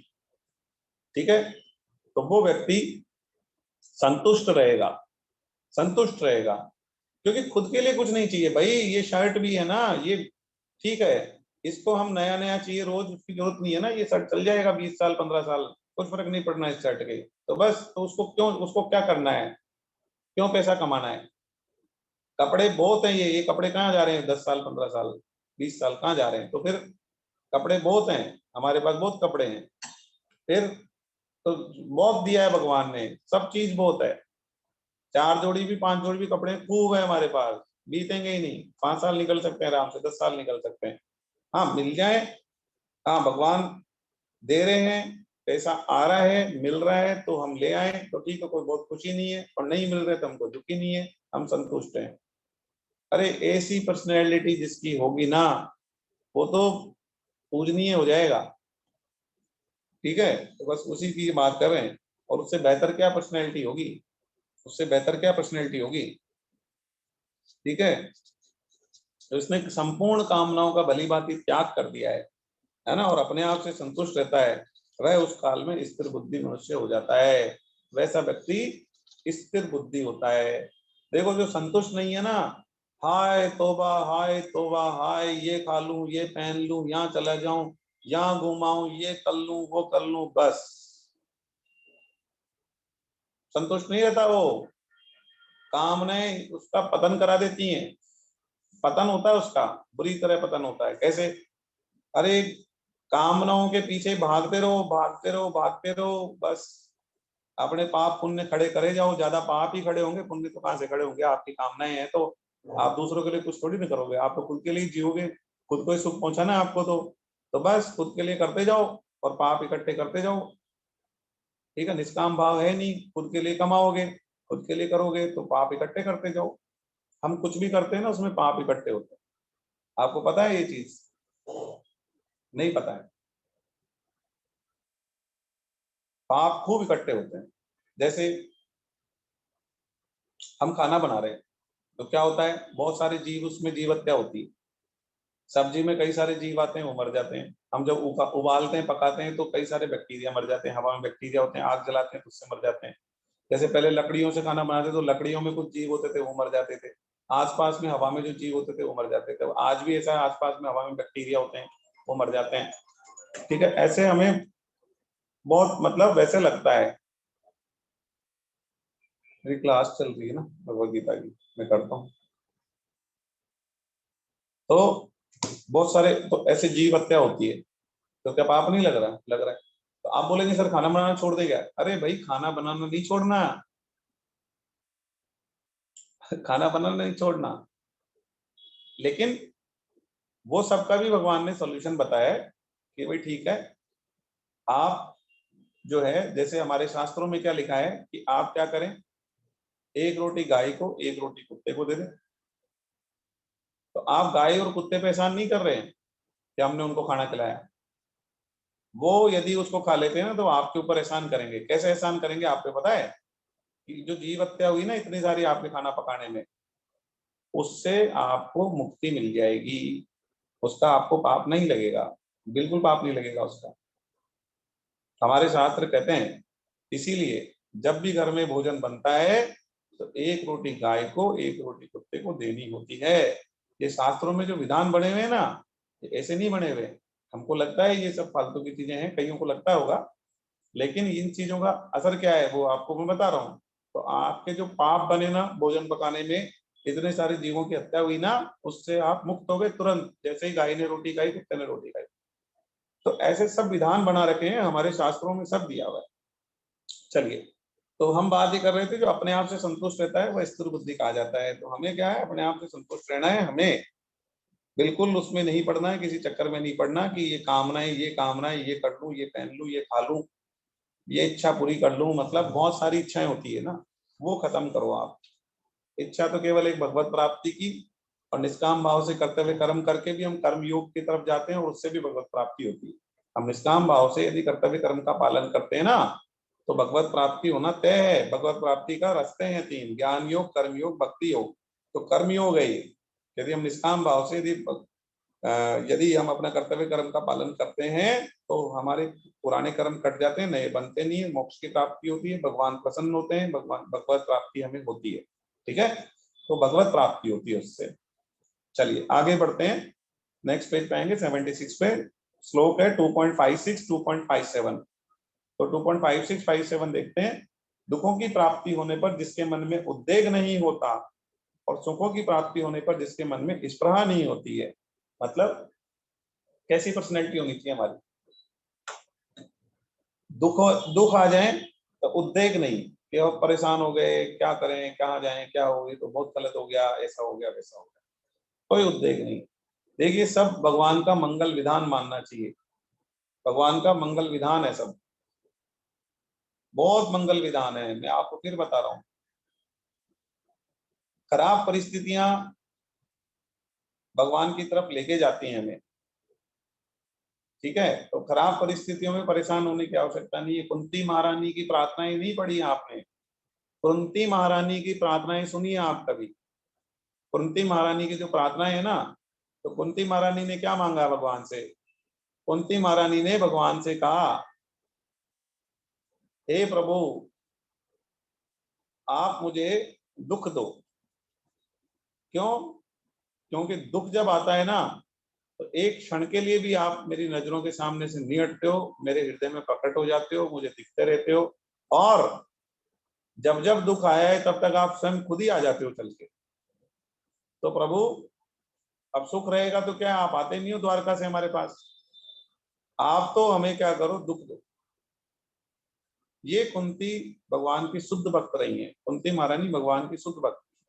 कुंती महारानी ने तो मांगा ही क्या है? कुंती महारानी तो दुख मांगा है। ऐसे होते हैं भगवान के शुद्ध भक्त। वो कहते हैं कि भगवत प्राप्ति कैसे होगी, भगवान कैसे याद रहेंगे? दुख से याद रहेंगे क्या? अच्छा तो ठीक है, बढ़िया है, दुख बहुत अच्छे हैं हमारे लिए, तो दुख ही दो आप हमें, ठीक है? तो जीवन का उद्देश्य दुख यदि आने से पूरा हो रहा है तो दुखी आए ना, तो वैसा ही होना चाहिए हमें। हमारे जीवन का उद्देश्य यदि दुख आने से पूरा हो रहा है तो फिर दुख आने चाहिए। कुंती महारानी तो आगे से मांग के ले रही है, बोल रही है, प्रभु हमें दुख दो, प्रभु हमें दुख दो, प्रभु खूब दुख दो हमें, ताकि आप खूब आते रहो हमारे पास, बार बार आते रहो, और आप हमारे मन में बैठे रहो, और आप ही आप याद आओ हमें, ठीक है? सुख में तो क्या है, आप आते ही नहीं हो, और हम भी क्या होता है, जब सुख होता है तो भूल जाते हैं हम, सुख भोगने में लग जाते हैं, है ना? तो ये खराब चीज है सुख, समझ गए? तो ये कुंती महारानी जो ऐसे भगवान के शुद्ध भक्त है ना, वो तो एक ही चीज मांगते हैं कि भगवान आप मिल जाओ बस। वो कुछ नहीं मांगते, कुछ भी नहीं मांगते। तो दुखों की प्राप्ति होने पर जिसके मन में उद्वेग नहीं होता है, और सुखों की प्राप्ति होने पर जिसके मन में स्पृहा मतलब प्रसन्नता और बिल्कुल बस मजा आ गया, उस तरीके का नहीं होता है ना। और जो राग भय और क्रोध से सर्वथा रहित हो गया है, मतलब उसका राग मतलब किसी चीज में लगाव नहीं है कि नहीं ये मेरा है, मेरा है, मेरा है, हमारा है, तो बस ये चाहिए मुझे, ये चाहिए। राग होता है ना, राग का मतलब रस, कि भाई यहाँ मेरा मन फंसा हुआ उस चीज में, है ना? वैसा नहीं। और भय, भय किस चीज का लगेगा? अरे जो व्यक्ति, जिसको संसार से कुछ चाहिए नहीं, हर हाल में जो संतुष्ट है ना, और जो भगवत प्राप्ति में लगा हुआ है ना, उसे मृत्यु का भय नहीं होता कभी भी। उसे मृत्यु का भय बिल्कुल भी नहीं होता है। वो तो मरने के लिए तैयार है हर टाइम, उसे पता है एक दिन तो मरना ही है, तो वो हमेशा मरने के लिए तैयार है। और उसे ये भी पता है भगवान का विधान है, जिस दिन मौत आनी होगी उस दिन कोई रोक नहीं सकता, और जिस दिन मतलब और जिस दिन जो हमारी मरने की तिथि नहीं आएगी उससे पहले हमें कोई मार नहीं सकता। तो मरने का भय क्या है? तो उनको कंसेप्ट क्लियर रहते हैं, उनका मरने का भय नहीं लगता, किसी चीज का भय नहीं लगता उन्हें। लॉस का क्या भय लगेगा उन्हें? वो तो मानते हैं ना कि लॉस और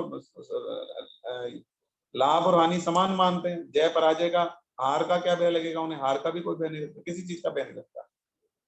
तो ऐसी पर्सनैलिटी किसी की हो जाए जिसको किसी चीज का भय नहीं लगता, किसी चीज में उसका मन नहीं फंसा हुआ है, किसी चीज में क्रोध नहीं है ना, वो क्रोध नहीं करता है, तो और क्या चाहिए? ऐसा पर्सनैलिटी हो जाएगा तो वो तो फिर कुछ मतलब बहुत ही बढ़िया पर्सनैलिटी हो गया, सबसे बेस्ट पर्सनैलिटी हो गया। क्रोध से सर्वथा रहित है, जो राग भय और क्रोध से सर्वथा रहित हो गया है, वह मननशील मनुष्य स्थिर बुद्धि कहा जाता है, उसको स्थिर बुद्धि कहा जाता है। सब जगह आसक्ति रहित हुआ जो मनुष्य उस शुभ अशुभ को प्राप्त करके न तो प्रसन्न होता है न द्वेष करता है। मतलब शुभ और अशुभ, शुभ आता है तो प्रसन्न नहीं होता है, अशुभ आता है तो द्वेष नहीं करता है वो, ठीक है? तो उसकी बुद्धि स्थिर मानी गई है। भाई सुख आया तो खूब उछलने लग गया, दुख आया तो खूब रोने लग गया, जरा सा दुख आया तो आंसू गिरने लग गए। यही तो होता है आज के टाइम पे। क्या है, जरा सी बात हो जाए, जरा सा दुख आ जाए, आदमी के आंसू गिरते हैं, पट पट पट पट। क्या पर्सनैलिटी है? कुछ भी नहीं है पर्सनैलिटी, जीरो पर्सनैलिटी है। भगवान कह रहे हैं हमारी पर्सनैलिटी कैसी होनी चाहिए कि शुभ को प्राप्त करके तो प्रसन्न नहीं हो, और अशुभ को प्राप्त करके द्वेष नहीं आए या दुखी नहीं हो। ठीक है, उसकी बुद्धि को स्थिर बुद्धि कहा गया है। क्योंकि जिनके कॉन्सेप्ट क्लियर हो जाते हैं ना लाइफ के, उनको ये सब चीजें ये उनके साथ वास्तव में घटित होती है। जो कई सिद्ध पुरुष होते हैं, ठीक है, कई महापुरुष होते हैं, कई ऐसे लोग होते हैं जो बिल्कुल सिद्धियों को प्राप्त कर लेते हैं, जो भगवान पे काफी अच्छी स्थिति में पहुंच जाते हैं, उनके कोई फर्क नहीं पड़ता है ये सब क्या सुख दुख सब। बहुत एग्जाम्पल है ऐसे, हैं बहुत एग्जाम्पल हुए हैं। मीराबाई है, तो मीराबाई को क्या आप क्या मानते हैं? वो दुख से दुखी नहीं होती थी, सुख से सुखी नहीं होती थी, राजमहल में रह सकती थी आराम से, रानी थी, बढ़िया मखमल के गद्दों पे सो सकती थी, सारी सुख सुविधाएं, इतने नौकर चाकर इतने लगे थे। अरे क्यों, रानी थी वो। मीराबाई कोई ऐसे रोड पे चलती हुई नहीं, या कोई हमारे कोई सामान्य नहीं थी वो। चित्तौड़गढ़ घराने की रानी थी वो।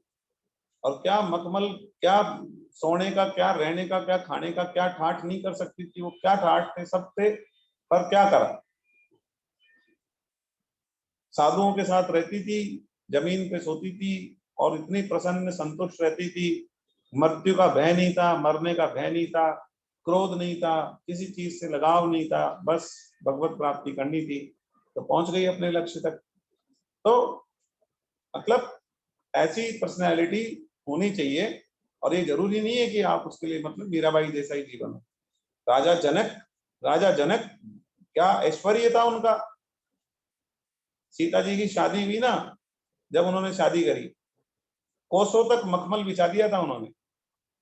मतलब आज मुकेश अंबानी ऐसी शादी नहीं कर सकते अपनी बेटी की, जैसी राजा जनक ने करी थी अपनी बेटी। 50-100 मुकेश अंबानी भी लग जाए ना, तो इतना ऐश्वर्य नहीं है उनके पास जितना राजा जनक के पास था। लेकिन वो राज ऋषि थे, राज ऋषि थे, बिल्कुल राज ऋषि थे। उनको राज ऋषि की उपाधि दी गई है, विशिष्ट उपाधि दी गई है कि मन से बिल्कुल क्या थे, वो साधु थे। तो जरूरी नहीं है कि आप मीराबाई बन के ही ये ये चीज को कर सकते हो। आप राजा जनक बन के भी ये चीज को कर सकते हो, और गृहस्थ में रहते हुए भी आप ये चीज को कर सकते हो। तो ये चीज कही गई है कि आप इस स्थिति को प्राप्त कर सकते हो किसी भी स्थिति में। ठीक है, तो जिसको, जिसका कोई राग नहीं है, भय नहीं है, राजा जनक को कोई मृत्यु का भय नहीं था, अभी मार दो। कोई राग नहीं था किसी भी चीज में, वो तो किसी भी क्षण पूरा राज्य छोड़ के जाने के लिए तैयार थे, बल्कि वो तो छोड़ चुके थे। वो तो ठीक है कि मन से तो पूरा वो थे। ठीक है, राजा थे, लेकिन जैसे ही अकाल पड़ा है, कुछ हुआ, तो वो तो हल चलाने के लिए खेत में चले गए। तो उनके कोई फर्क थोड़ी नहीं पड़ रहा है, मजदूर बन गए। एक राजा है, वो मजदूर की जैसे काम करने लग जाए खेत में जाके, तो वो बिल्कुल ऊपर की स्थिति थी उनकी। तो ऐसे वो कह रहे हैं कोई राग नहीं है, कोई भय नहीं है, कोई क्रोध नहीं है, सबसे सर्वथा रहित है, तो उसको स्थिर बुद्धि कहा जाता है। सब जगह से आसक्ति रही, किसी चीज में कोई आसक्ति नहीं है। जो मनुष्य शुभ और अशुभ को प्राप्त करके, शुभ को प्राप्त करके न तो प्रसन्न होता है, अशुभ को प्राप्त करके न दुखी होता है, न द्वेष करता है, वो व्यक्ति क्या है, स्थिर बुद्धि है। आगे बढ़ते हैं, नेक्स्ट। इसके बाद आगे चलते हैं 2.58, पेज नंबर 77। जिस तरह कछुआ अपने अंगों को सब ओर से समेट लेता है, ऐसे ही जिस काल में यह कर्मयोगी इंद्रियों के विषय से इंद्रियों को सब प्रकार से हटा लेता है, तब उसकी बुद्धि स्थिर हो जाती है। देखिए, हमारी इंद्रियां होती है ना, उनको क्या है, बहुत ज्यादा वो चाहिए होता है, भोग चाहिए। जैसे जीव है, तो जीव को क्या चाहिए होता है, रस चाहिए होता है। कि खाने में रस आना चाहिए, हमें मिठाई चाहिए, हमें ये चाहिए। किसी को अल्कोहल में मतलब ड्रिंक करने में रस आ रहा है, तो वो ड्रिंक करने जा रहा है। किसी को क्या, तो ये जीव है ना, ये रस है। ठीक है, तो ऐसे ही हमारी इंद्रियां हैं, जीभ है, नाक है, कान है, आंख है, और त्वचा है, ये सब हमारी इंद्रियां हैं। तो इनको क्या है, सबके इनके क्या है, विषय हैं। जीभ का विषय रस है, आंख का विषय रूप है, कान का विषय ध्वनि है, नाक का विषय गंध है, त्वचा का विषय स्पर्श है। त्वचा का विषय क्या है? स्पर्श। ठीक है, त्वचा को मखमल जब लगता है तो मजा आ जाता है। ठीक है, और ठंडा ठंडी हवा लगती है तो मजा आ गया। मतलब बहुत ठंडी नहीं, जैसे गर्मी है और एसी चल रहा है तो मजा आ रहा है। तो त्वचा को क्या ठंडी हवा स्पर्श कर रही है तो मजा आ रहा है। तो त्वचा का क्या है? रस। त्वचा का विषय क्या है? स्पर्श। तो ये विषय है, 5 इंद्रियां, इनके 5 विषय हैं। तो भगवान ने कहा यहाँ पर कि जैसे कछुआ समेट लेना है, कछुआ क्या करता है? कोई भी आपदा को आके देखते क्या करता है? अपने मुंह को अंदर कर लेता है और पाँव को सबको समेट लेता है, सबको अंदर कर लेता है, और केवल क्या दिखता है? उसका खोल दिखता है। वो अंदर हो जाता है, खोल दिखता है केवल। ठीक है, और बच जाता है, कोई आपदा उसको नुकसान नहीं पहुंचा पाती। ऐसे ही क्या होता है, हमें भी क्या करना चाहिए? अपनी इंद्रियों को समेट लेना चाहिए। कोई भोग दिखे ना तो हमें क्या करना चाहिए? तुरंत उससे दूर हो जाना चाहिए। ओह यार, ये तो गड़बड़ है मामला, हमको तो नहीं जाना इस सिस्टम में, ये भोग है, हमें नहीं भोगना। ठीक है, तो यहाँ पर इंद्रियों को सब प्रकार से हटा लेता है, उसकी बुद्धि स्थिर हो जाती है। ठीक है, वो भोग भोगने में विश्वास नहीं करता है, वो उसको मानता है आपदा की, जैसे कि यार ये परेशानी है, ये नहीं भोगना, हमको भोग में नहीं पड़ना। ठीक है, मन से हट जाता है। मतलब देखो आगे आएगा और स्पष्टीकरण क्या होता है। मन से भोग हटने वाली बात होती है। जैसे इसमें एग्जाम्पल भी दिया है, अर्जुन का एग्जाम्पल दिया है कि अर्जुन जो है वो जब वहां गए ऊपर स्वर्गलोक में गए तो उनके पिता इंद्र है, उनके आसन के साथ बिठा दिया उनको। इंद्र जो है, इंद्र उनके पिता है, इंद्र के साथ बैठे थे। तो वहां की अप्सरा थी उर्वशी, तो वो अर्जुन से मोहित हो गई और वो रात्रि में एकांत के समय उनके पास आई और उनसे निवेदन करती है कि आप जो है काम निवेदन करती है उनसे कि आप मेरी कामना पूरी करो। तो अर्जुन जो कहते हैं कि आप तो मेरी माता के समान है, आप तो मेरी माता के समान है। ठीक है, क्योंकि उर्वशी जो है इनके पूर्वज थे ययाति, अर्जुन के पूर्वज थे ययाति, तो उनके साथ रही है पहले। तो वो कहते हैं कि भाई देखो आप तो मेरी माता के समान है। लेकिन उर्वशी क्या कहती है? उर्वशी कहता है कि अप्सराओं का कोई स्थायी संबंध नहीं होता है, अप्सराएं तो अप्सराएं होती हैं, कहीं भी जा सकती है। ठीक है, तो ये अर्जुन से कहती हैं कि नहीं, ऐसा कोई माता का संबंध नहीं है। ठीक है, अप्सराओं का कोई स्थायी संबंध नहीं होता है। लेकिन फिर भी अर्जुन, अच्छा, उर्वशी स्वर्ग की सबसे सुंदर अप्सरा थी, मतलब बहुत ही सुंदर अप्सरा थी। तो अर्जुन लेकिन उनको माता के समान मानते हैं। वो उनको कहती है कि नहीं ऐसा नहीं है, मैं आपकी माता नहीं हूँ। ठीक है, फिर भी वो मातृभाव ही देखते हैं उनमें। और वो उर्वशी कहती है नहीं, मुझे तुम्हारे जैसा पुत्र चाहिए, मुझे तो तुम्हारे जैसा पुत्र चाहिए अर्जुन।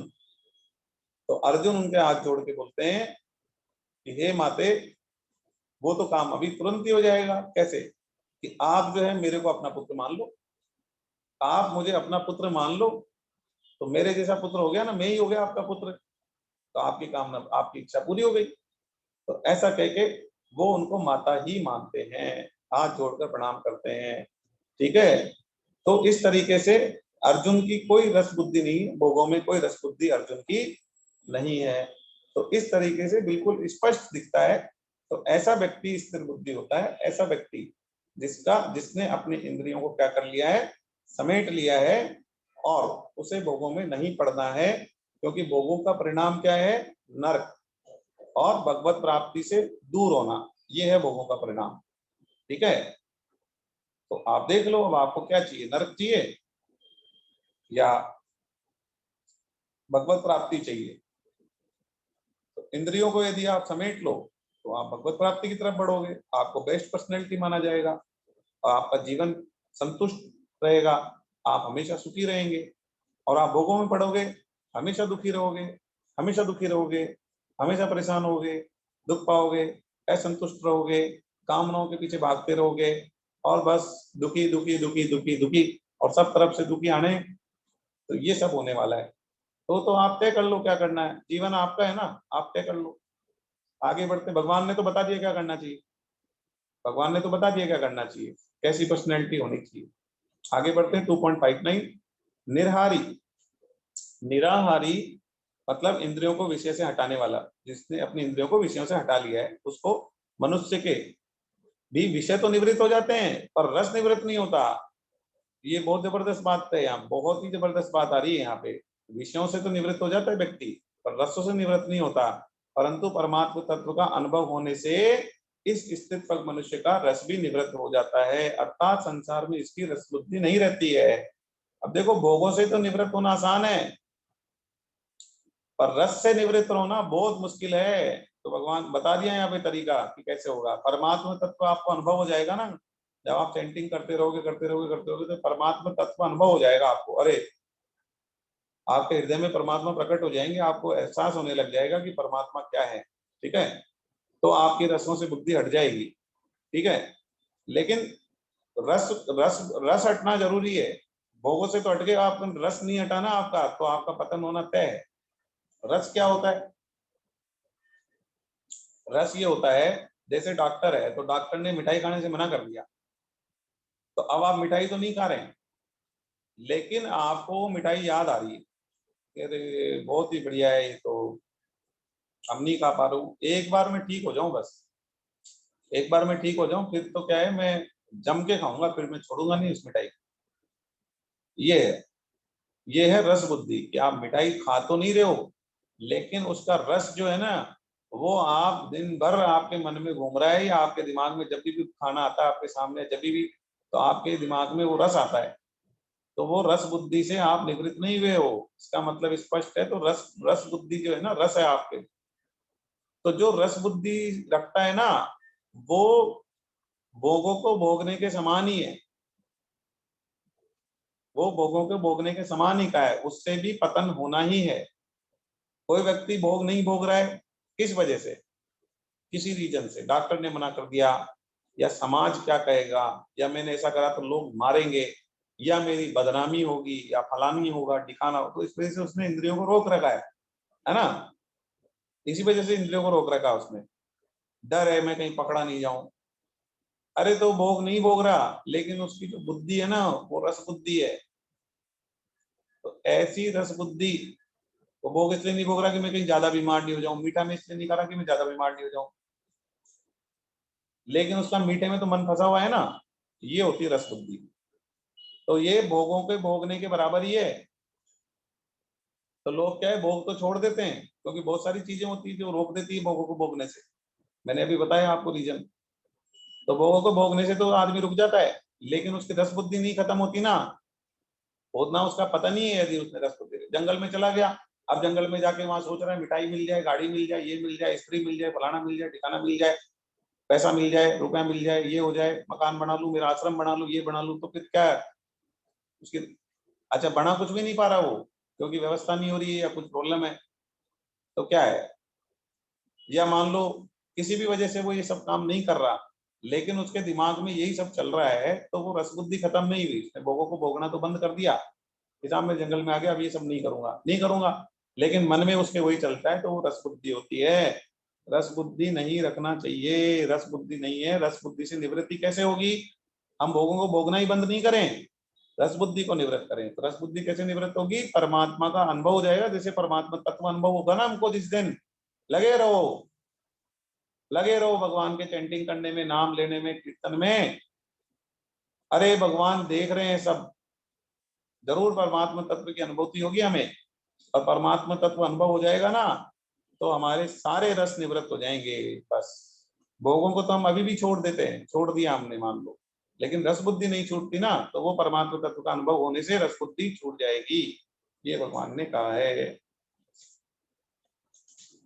आगे बढ़ते हैं। 2.60 और 61, 60 और 61। कारण कि हे कुंती नंदन, रस बुद्धि रहने से यत्न करते हुए विद्वान मनुष्य भी प्रतमनशील इंद्रियां, उस देखो, अब रस बुद्धि रहने से क्या होता है, इंद्रियां मन को खींच ले जाती है। हम क्या भोगों को तो नहीं भोग रहे, लेकिन हमारी रस बुद्धि है, तो क्या होगा, इंद्रियां क्या, मन क्या करेगा, इंद्रियों को खींच ले जाएगा। तो प्रतमनशील इंद्रियां उसके मन को बलपूर्वक हर लेती है। इंद्रिया जो है मन का हरण कर लेती है, फिर उसका मन लगना बंद हो जाता है, और वो फिर जो है इंद्रियों के साथ लग जाता है। कर्मयोगी साधक उन संपूर्ण इंद्रियों को वश में करके मेरे परायण होकर बैठे, क्योंकि जिसकी इंद्रियां वश में है उसकी बुद्धि स्थिर है। अब जिसकी इंद्रियां वश में है ना, उसकी बुद्धि स्थिर है, जिसकी इंद्रियां वश में नहीं है उसकी बुद्धि स्थिर नहीं है, तो भगवान के परायण होकर बैठना चाहिए। ठीक है,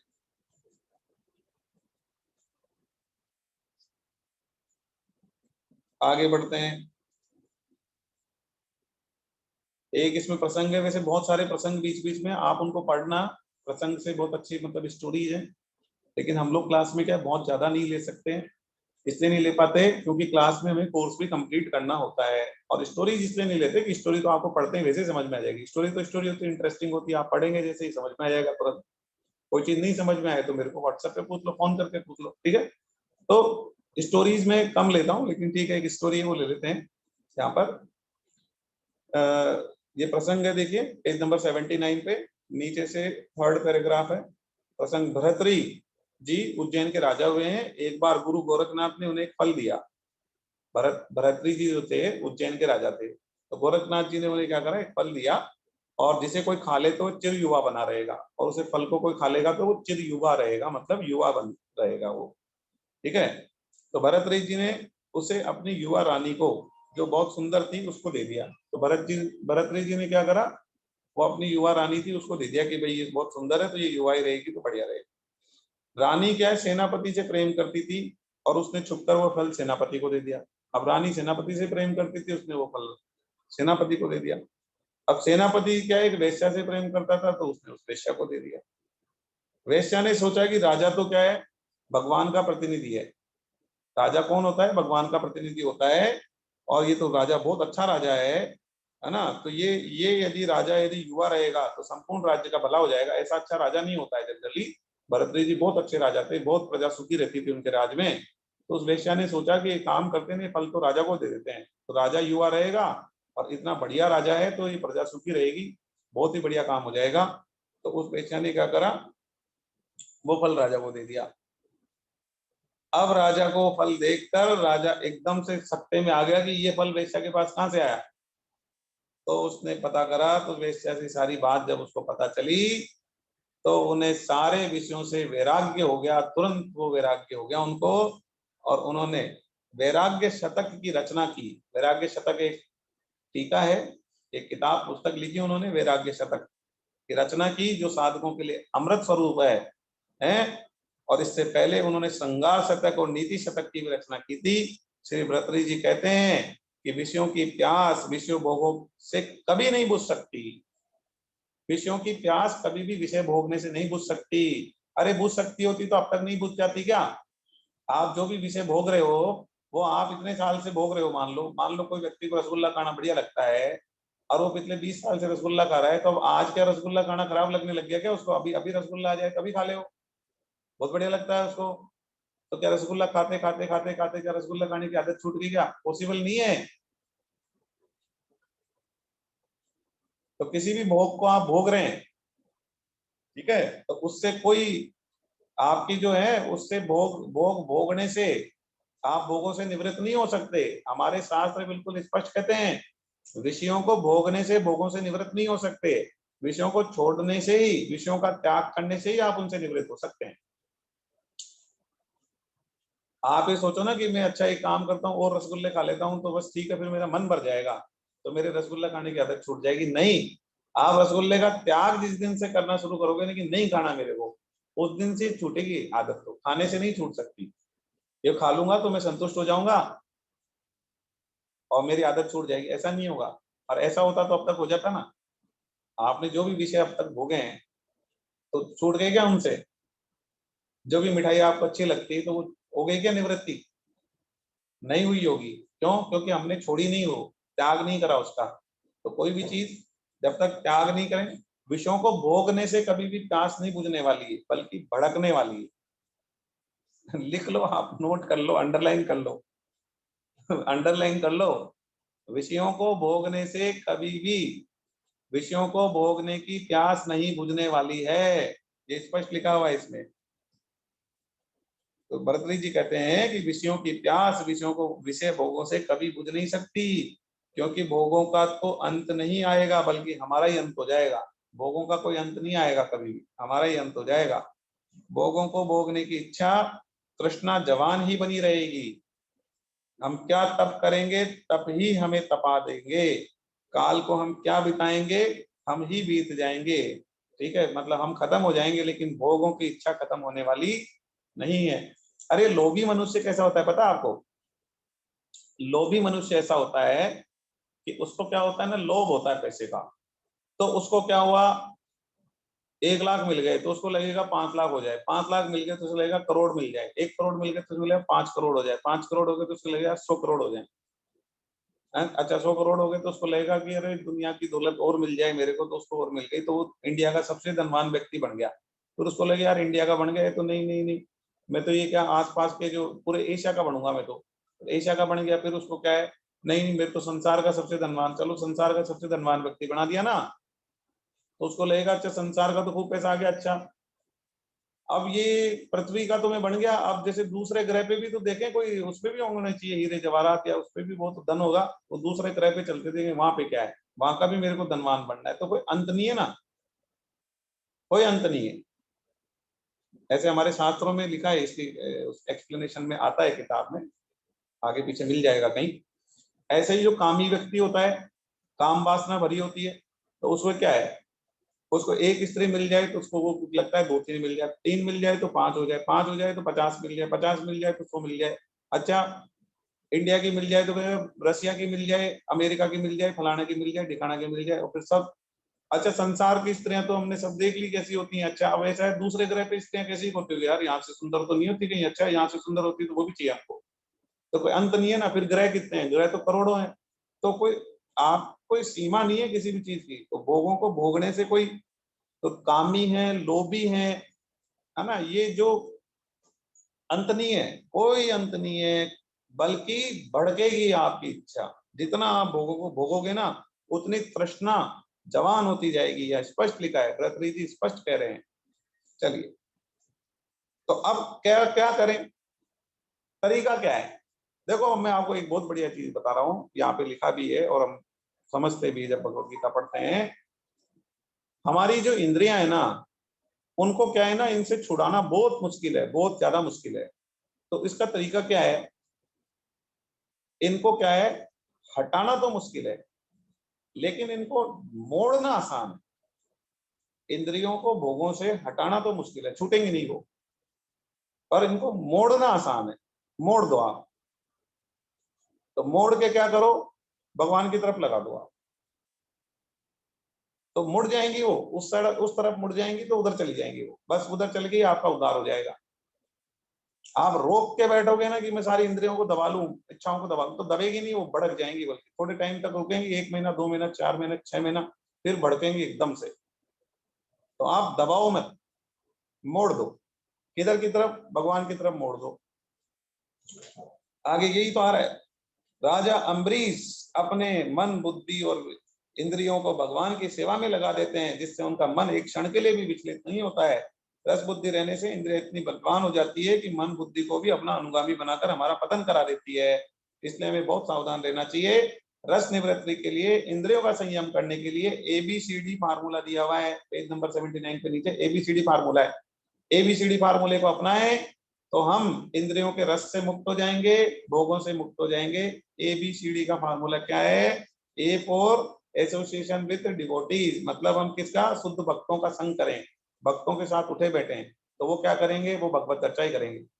आप भक्तों के साथ उठोगे बैठोगे तो क्या बात करेंगे, वो भगवान की बात करेंगे, कोई कथा की बात करेंगे, कोई कीर्तन की, श्रवण की, सत्संग की, दर्शन की, ये सब की बात करेंगे वो। ठीक है, दूसरा, और आप शराबी के साथ बैठोगे तो क्या बात करेगा वो, तो मतलब आप जिसके साथ बैठोगे तो संघ का रंग तो चढ़ना ही है ना, संघ का रंग तो चढ़ना ही है। तो शुद्ध संघ, शुद्ध भक्तों का संग करें, एसोसिएशन विद डिवोटीज। बी क्या, बी फॉर बुक्स, तो बी फॉर बुक्स पढ़ें, आध्यात्मिक पुस्तकें, गीता रामायण इनका अध्ययन करें, भागवतम इनका अध्ययन करें। सी फॉर चैंटिंग, जितना भगवान का नाम कर सकते हैं, चैंटिंग चैंटिंग चैंटिंग चैंटिंग, हरे कृष्ण कृष्ण कृष्ण हरे हरे, हरे राम राम राम हरे। ये मंत्र नहीं है, ब्रह्मास्त्र है, ये मंत्र नहीं है, ब्रह्मास्त्र है कलयुग का। कली संतारण उपनिषद में इस मंत्र को दिया हुआ है। कलयुग पास में भी नहीं फटकेगा आपके, आप इस मंत्र का जाप करोगे ना, कलयुग पास में भी नहीं फटकेगा आपके। कली संतारण उपनिषद है, उसमें ये मंत्र दिया हुआ है। और ये मंत्र को विशेष छूट है, विशेष छूट है। कलयुग भाग जाएगा इससे, कलयुग का प्रभाव खत्म हो जाएगा। और क्या छूट मिली हुई है इसको कि आप नहाते, खाना खाते, सोते, जागते, उठते, बैठते, इवन आप वॉशरूम में भी हो तो इस मंत्र का जाप कर सकते हो। इतनी छूट मिल गई इस मंत्र को, भगवान ने विशेष वरदान दे दिया कि इस मंत्र का जाप आप किसी भी स्थिति में कर सकते हैं। आप क्लास चल रही है तो इस मंत्र का जाप आप किसी भी स्थिति में कर सकते हैं। तो ये कलयुग का ब्रह्मास्त्र है। इस मंत्र को बोलते रहें, बोलते रहें, बोलते रहें, बोलते रहें, बोलते रहें, बोलते रहें, बोलते रहें। अरे सब कुछ मिल जाएगा आपको, भगवान मिल जाएंगे, सब कुछ मिल जाएगा। ठीक है, तो चैंटिंग, और उसके बाद D for deities worship. Deity कौन? जो मूर्तियां हैं, जो भगवान है, ठीक है, वो डेटीज हैं। तो डेटीज जो हैं उनकी वर्शिप करें, उनकी हम क्या करें, पूजा करें। ठीक है, तो इससे क्या होगा, हमारी इंद्रियां जो है उससे हट जाएगी, भोगों से हट जाएगी। ठीक है, आगे बढ़ते हैं। और भगवान की कृपा से ही होगा ये सब काम। तो भगवान के शरण में बैठे रहे, उनकी कृपा मांगे, हे प्रभु आप कृपा करो हम पे। ठीक है, तो हम जो है इन सब से निवृत्त हो पाए, तो आप भगवान की कृपा से निवृत्त हो जाएंगे, इसमें कोई संशय नहीं है। चलो, तो ये हम जो है हमने 2.61 तक पढ़ लिया है। अब 2.62 से आगे अगली क्लास में पढ़ेंगे। 2.62 63 बहुत ही बढ़िया श्लोक हैं, विशेष श्लोक है दोनों, हैं बहुत ही बढ़िया श्लोक दिए हैं। ये पेयर है ना 62 और 63 का, very good, very good, very good, बहुत अल्टीमेट है ये। इन्होंने बताया है कि कैसे सिस्टम रन करता है। पहले हम विषयों का चिंतन करते हैं, फिर ये होता है, फिर ये होता है, फिर ये होता है। तो विषयों का चिंतन करने से कैसे हमारा पतन होता है ना, वो बताया। तो विषयों का चिंतन नहीं करना है, विषयों का चिंतन का वो बताया, फिर आगे बताया भी कैसे, तो पूरा सॉल्यूशन भी बताया। ठीक है, तो 2.62 और 63 ये हम पढ़ेंगे अगली क्लास में। अब हम जो प्रश्न है आपके वो ले लेते हैं। गीता पांडे जी ने हैंड रेज किया है, आप अपना प्रश्न पूछें। मैं आपको अनम्यूट कर देते हैं, आप अपने आप को अनम्यूट कर लो, 1 मिनट रुको।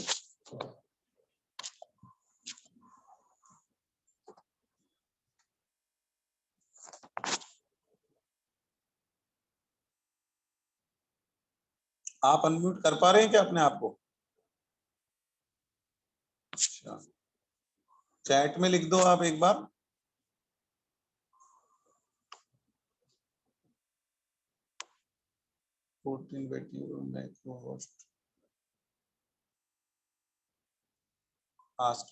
अब आप अनम्यूट कर लें अपने आप को। गीता पांडे जी अपने आप को अनम्यूट कर लें आप। कर लिया। हाँ जी, आप पूछिए। बार बार डिस्कनेक्ट हो जा रहा है। अच्छा, हाँ, पूरा जो है लेक्चर हम सुन भी नहीं पा रहे हैं और डिस्कनेक्ट हो जा रहा है, बड़ी परेशानी बढ़ जा रही है। अच्छा, आपके साथ जी, और भी लोगों के साथ ऐसा हुआ है क्या? अब ये तो मुझे नहीं पता, पर मेरे साथ ऐसा हो रहा है। चैट में एक बार डालें, चैट में एक बार जो बाकी साधक हैं जी अपने जी चैट में लिखे हैं कि उनके साथ भी ऐसा कुछ हुआ है क्या। सही लिख दें आप चैट में। जी जी। बाकी साधकों से अभी देखते हैं क्या उनका आता है रिस्पॉन्स। नहीं, लेक्चर सुन नहीं पा रहे पूरा लेक्चर, तो फिर सुनने देखिए, देवी शाह गुप्ता जी हैं, उनका आया है कि साउंड इज ओके। उनका कहना है कि बिल्कुल सही है, कहीं कोई समस्या नहीं आई है, कंटिन्यू क्लास चली है। आ रहा था कि नेटवर्क प्रॉब्लम, मेरे में लिख के आ रहा था। नहीं, वो नेटवर्क प्रॉब्लम आपके साइड से बता रहा था या हमारे यहाँ के बता रहा था? अब वो सब, अब ये तो मैंने नहीं देखा, मेरे ही साइड से सुनीता सोनी जी ने लिखा है साउंड इज ओके। देवी साई जी ने लिखा है, सुभाष जी ने लिखा है कि कोई प्रॉब्लम नहीं है, और देवी साई जी ने लिखा है vision is also okay, vision भी सही आ रहा है, साउंड भी सही आ रहा है। देखिए बाकी साधक जो भी है ना सब लिख रहे हैं, बहुत अच्छे से दिखाई पड़ रहे हैं, अब आवाज भी सुनाई पड़ रही है। बीच में ब्रेक हो गया था, बीच में ब्रेक हुआ। मेरी तरफ से नेटवर्क गड़बड़ रहा होगा, क्योंकि लिख के आ रहा था network, no network, no. Voice is clear, it's perfect. शुरू में दिक्कत आई थी लेकिन बाद में ठीक हो गई थी, ये हेमा जी ने कहा है। जी जी। अच्छा आप तो ठीक। हम भी कह रहे हैं कि वॉइस इज परफेक्ट और आप विजन इज क्लियर, सब अब तो सब क्लियर है, लेकिन मेरा लेक्चर छूट गया। कोई बात नहीं, मैं इसका रिकॉर्डिंग अवेलेबल करा दूंगा, लिंक है ना, आप देख लेना। और फिर आप एक बार आप जहां से भी क्लास लेते हैं ना, वहां का एक बार नेटवर्क चेक करवा लो, क्योंकि जी बाकी लोगों का तो कंप्लेंट नहीं है। जी। और अगली बार से मैं भी क्या है ना, इसको और बेटर वाईफाई वगैरह कनेक्शन करवा लेता हूँ। जी जी। ठीक है ना, मैं भी अपने कनेक्शन को और बेटर करवा लेता हूँ। ठीक है, ओके। हरे कृष्णा। हरे अब कृष्ण। हम सत्संग कर लेते हैं, 2 मिनट के, मतलब कीर्तन कर लेते हैं बस, फिर हमारी कीर्तन। क्लास विराम देते हैं। आपको किसी का कोई प्रश्न हो तो प्रश्न पूछ सकते हैं। कोई प्रश्न है तो आप हैंड रेज भी कर सकते हैं, या आप चैट में भी डाल सकते हैं, किसी भी साधक का कोई प्रश्न हो तो। नहीं, कोई प्रश्न नहीं है, चलिए ठीक है, हम कीर्तन करें। कीर्तन कर रहे हैं। हाँ, जो कीर्तन में हम मेरे साथ दोहराना चाहते हैं वो अनम्यूट करने के लिए हैंड रेज कर दें। अच्छा। सुनीता सोनी जी ने हैंड रेज किया है। और भी कोई यदि दोहराना चाहते हैं तो हैंड रेज कर दें, नमस्कार सर। चैट में भी डाल सकते हैं। नमस्कार जी, आप मुझे सुन पा रहे हैं? हाँ सुनीता जी, आपकी आवाज आ रही है, थोड़ा सा ब्रेक ब्रेक होके आ रही है, लेकिन आवाज आ रही है। हाँ, एक मिनट। इसको करो। गीता जी, आप अनम्यूट कर लें यदि आप कीर्तन में शामिल होना चाह रहे हैं तो।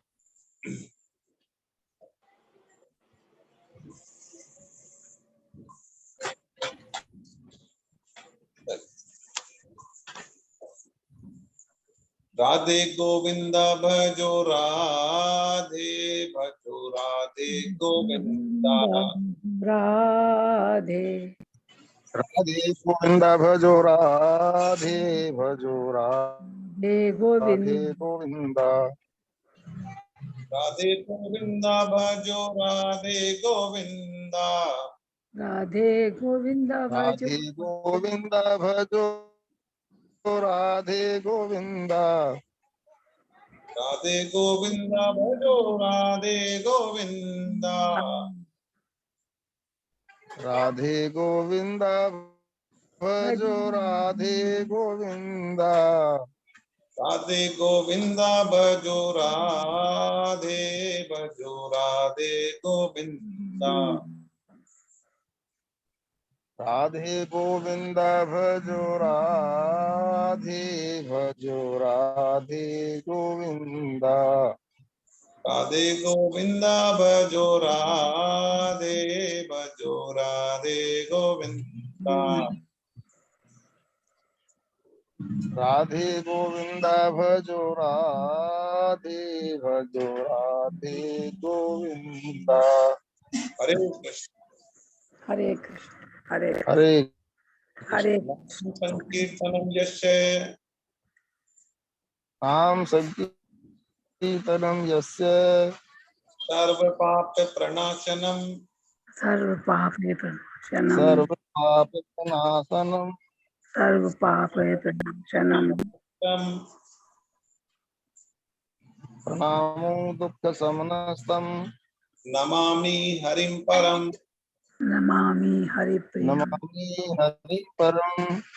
बोलो बांके बिहारी लाल की की जय। जय सावन बिहारी लाल जय की जय। सुंदर नागर की जय जय जय दूर के घनश्याम की जय बोलो जय। जय बोलो ब्रह्मांड सुधा राधा रानी की जी जय जय। बोलो मर्यादा पुरुषोत्तम भगवान श्री राम की पुरुषोत्तम भगवान। जय बोलो जनक नंदिनी सीता मैया की जय जय।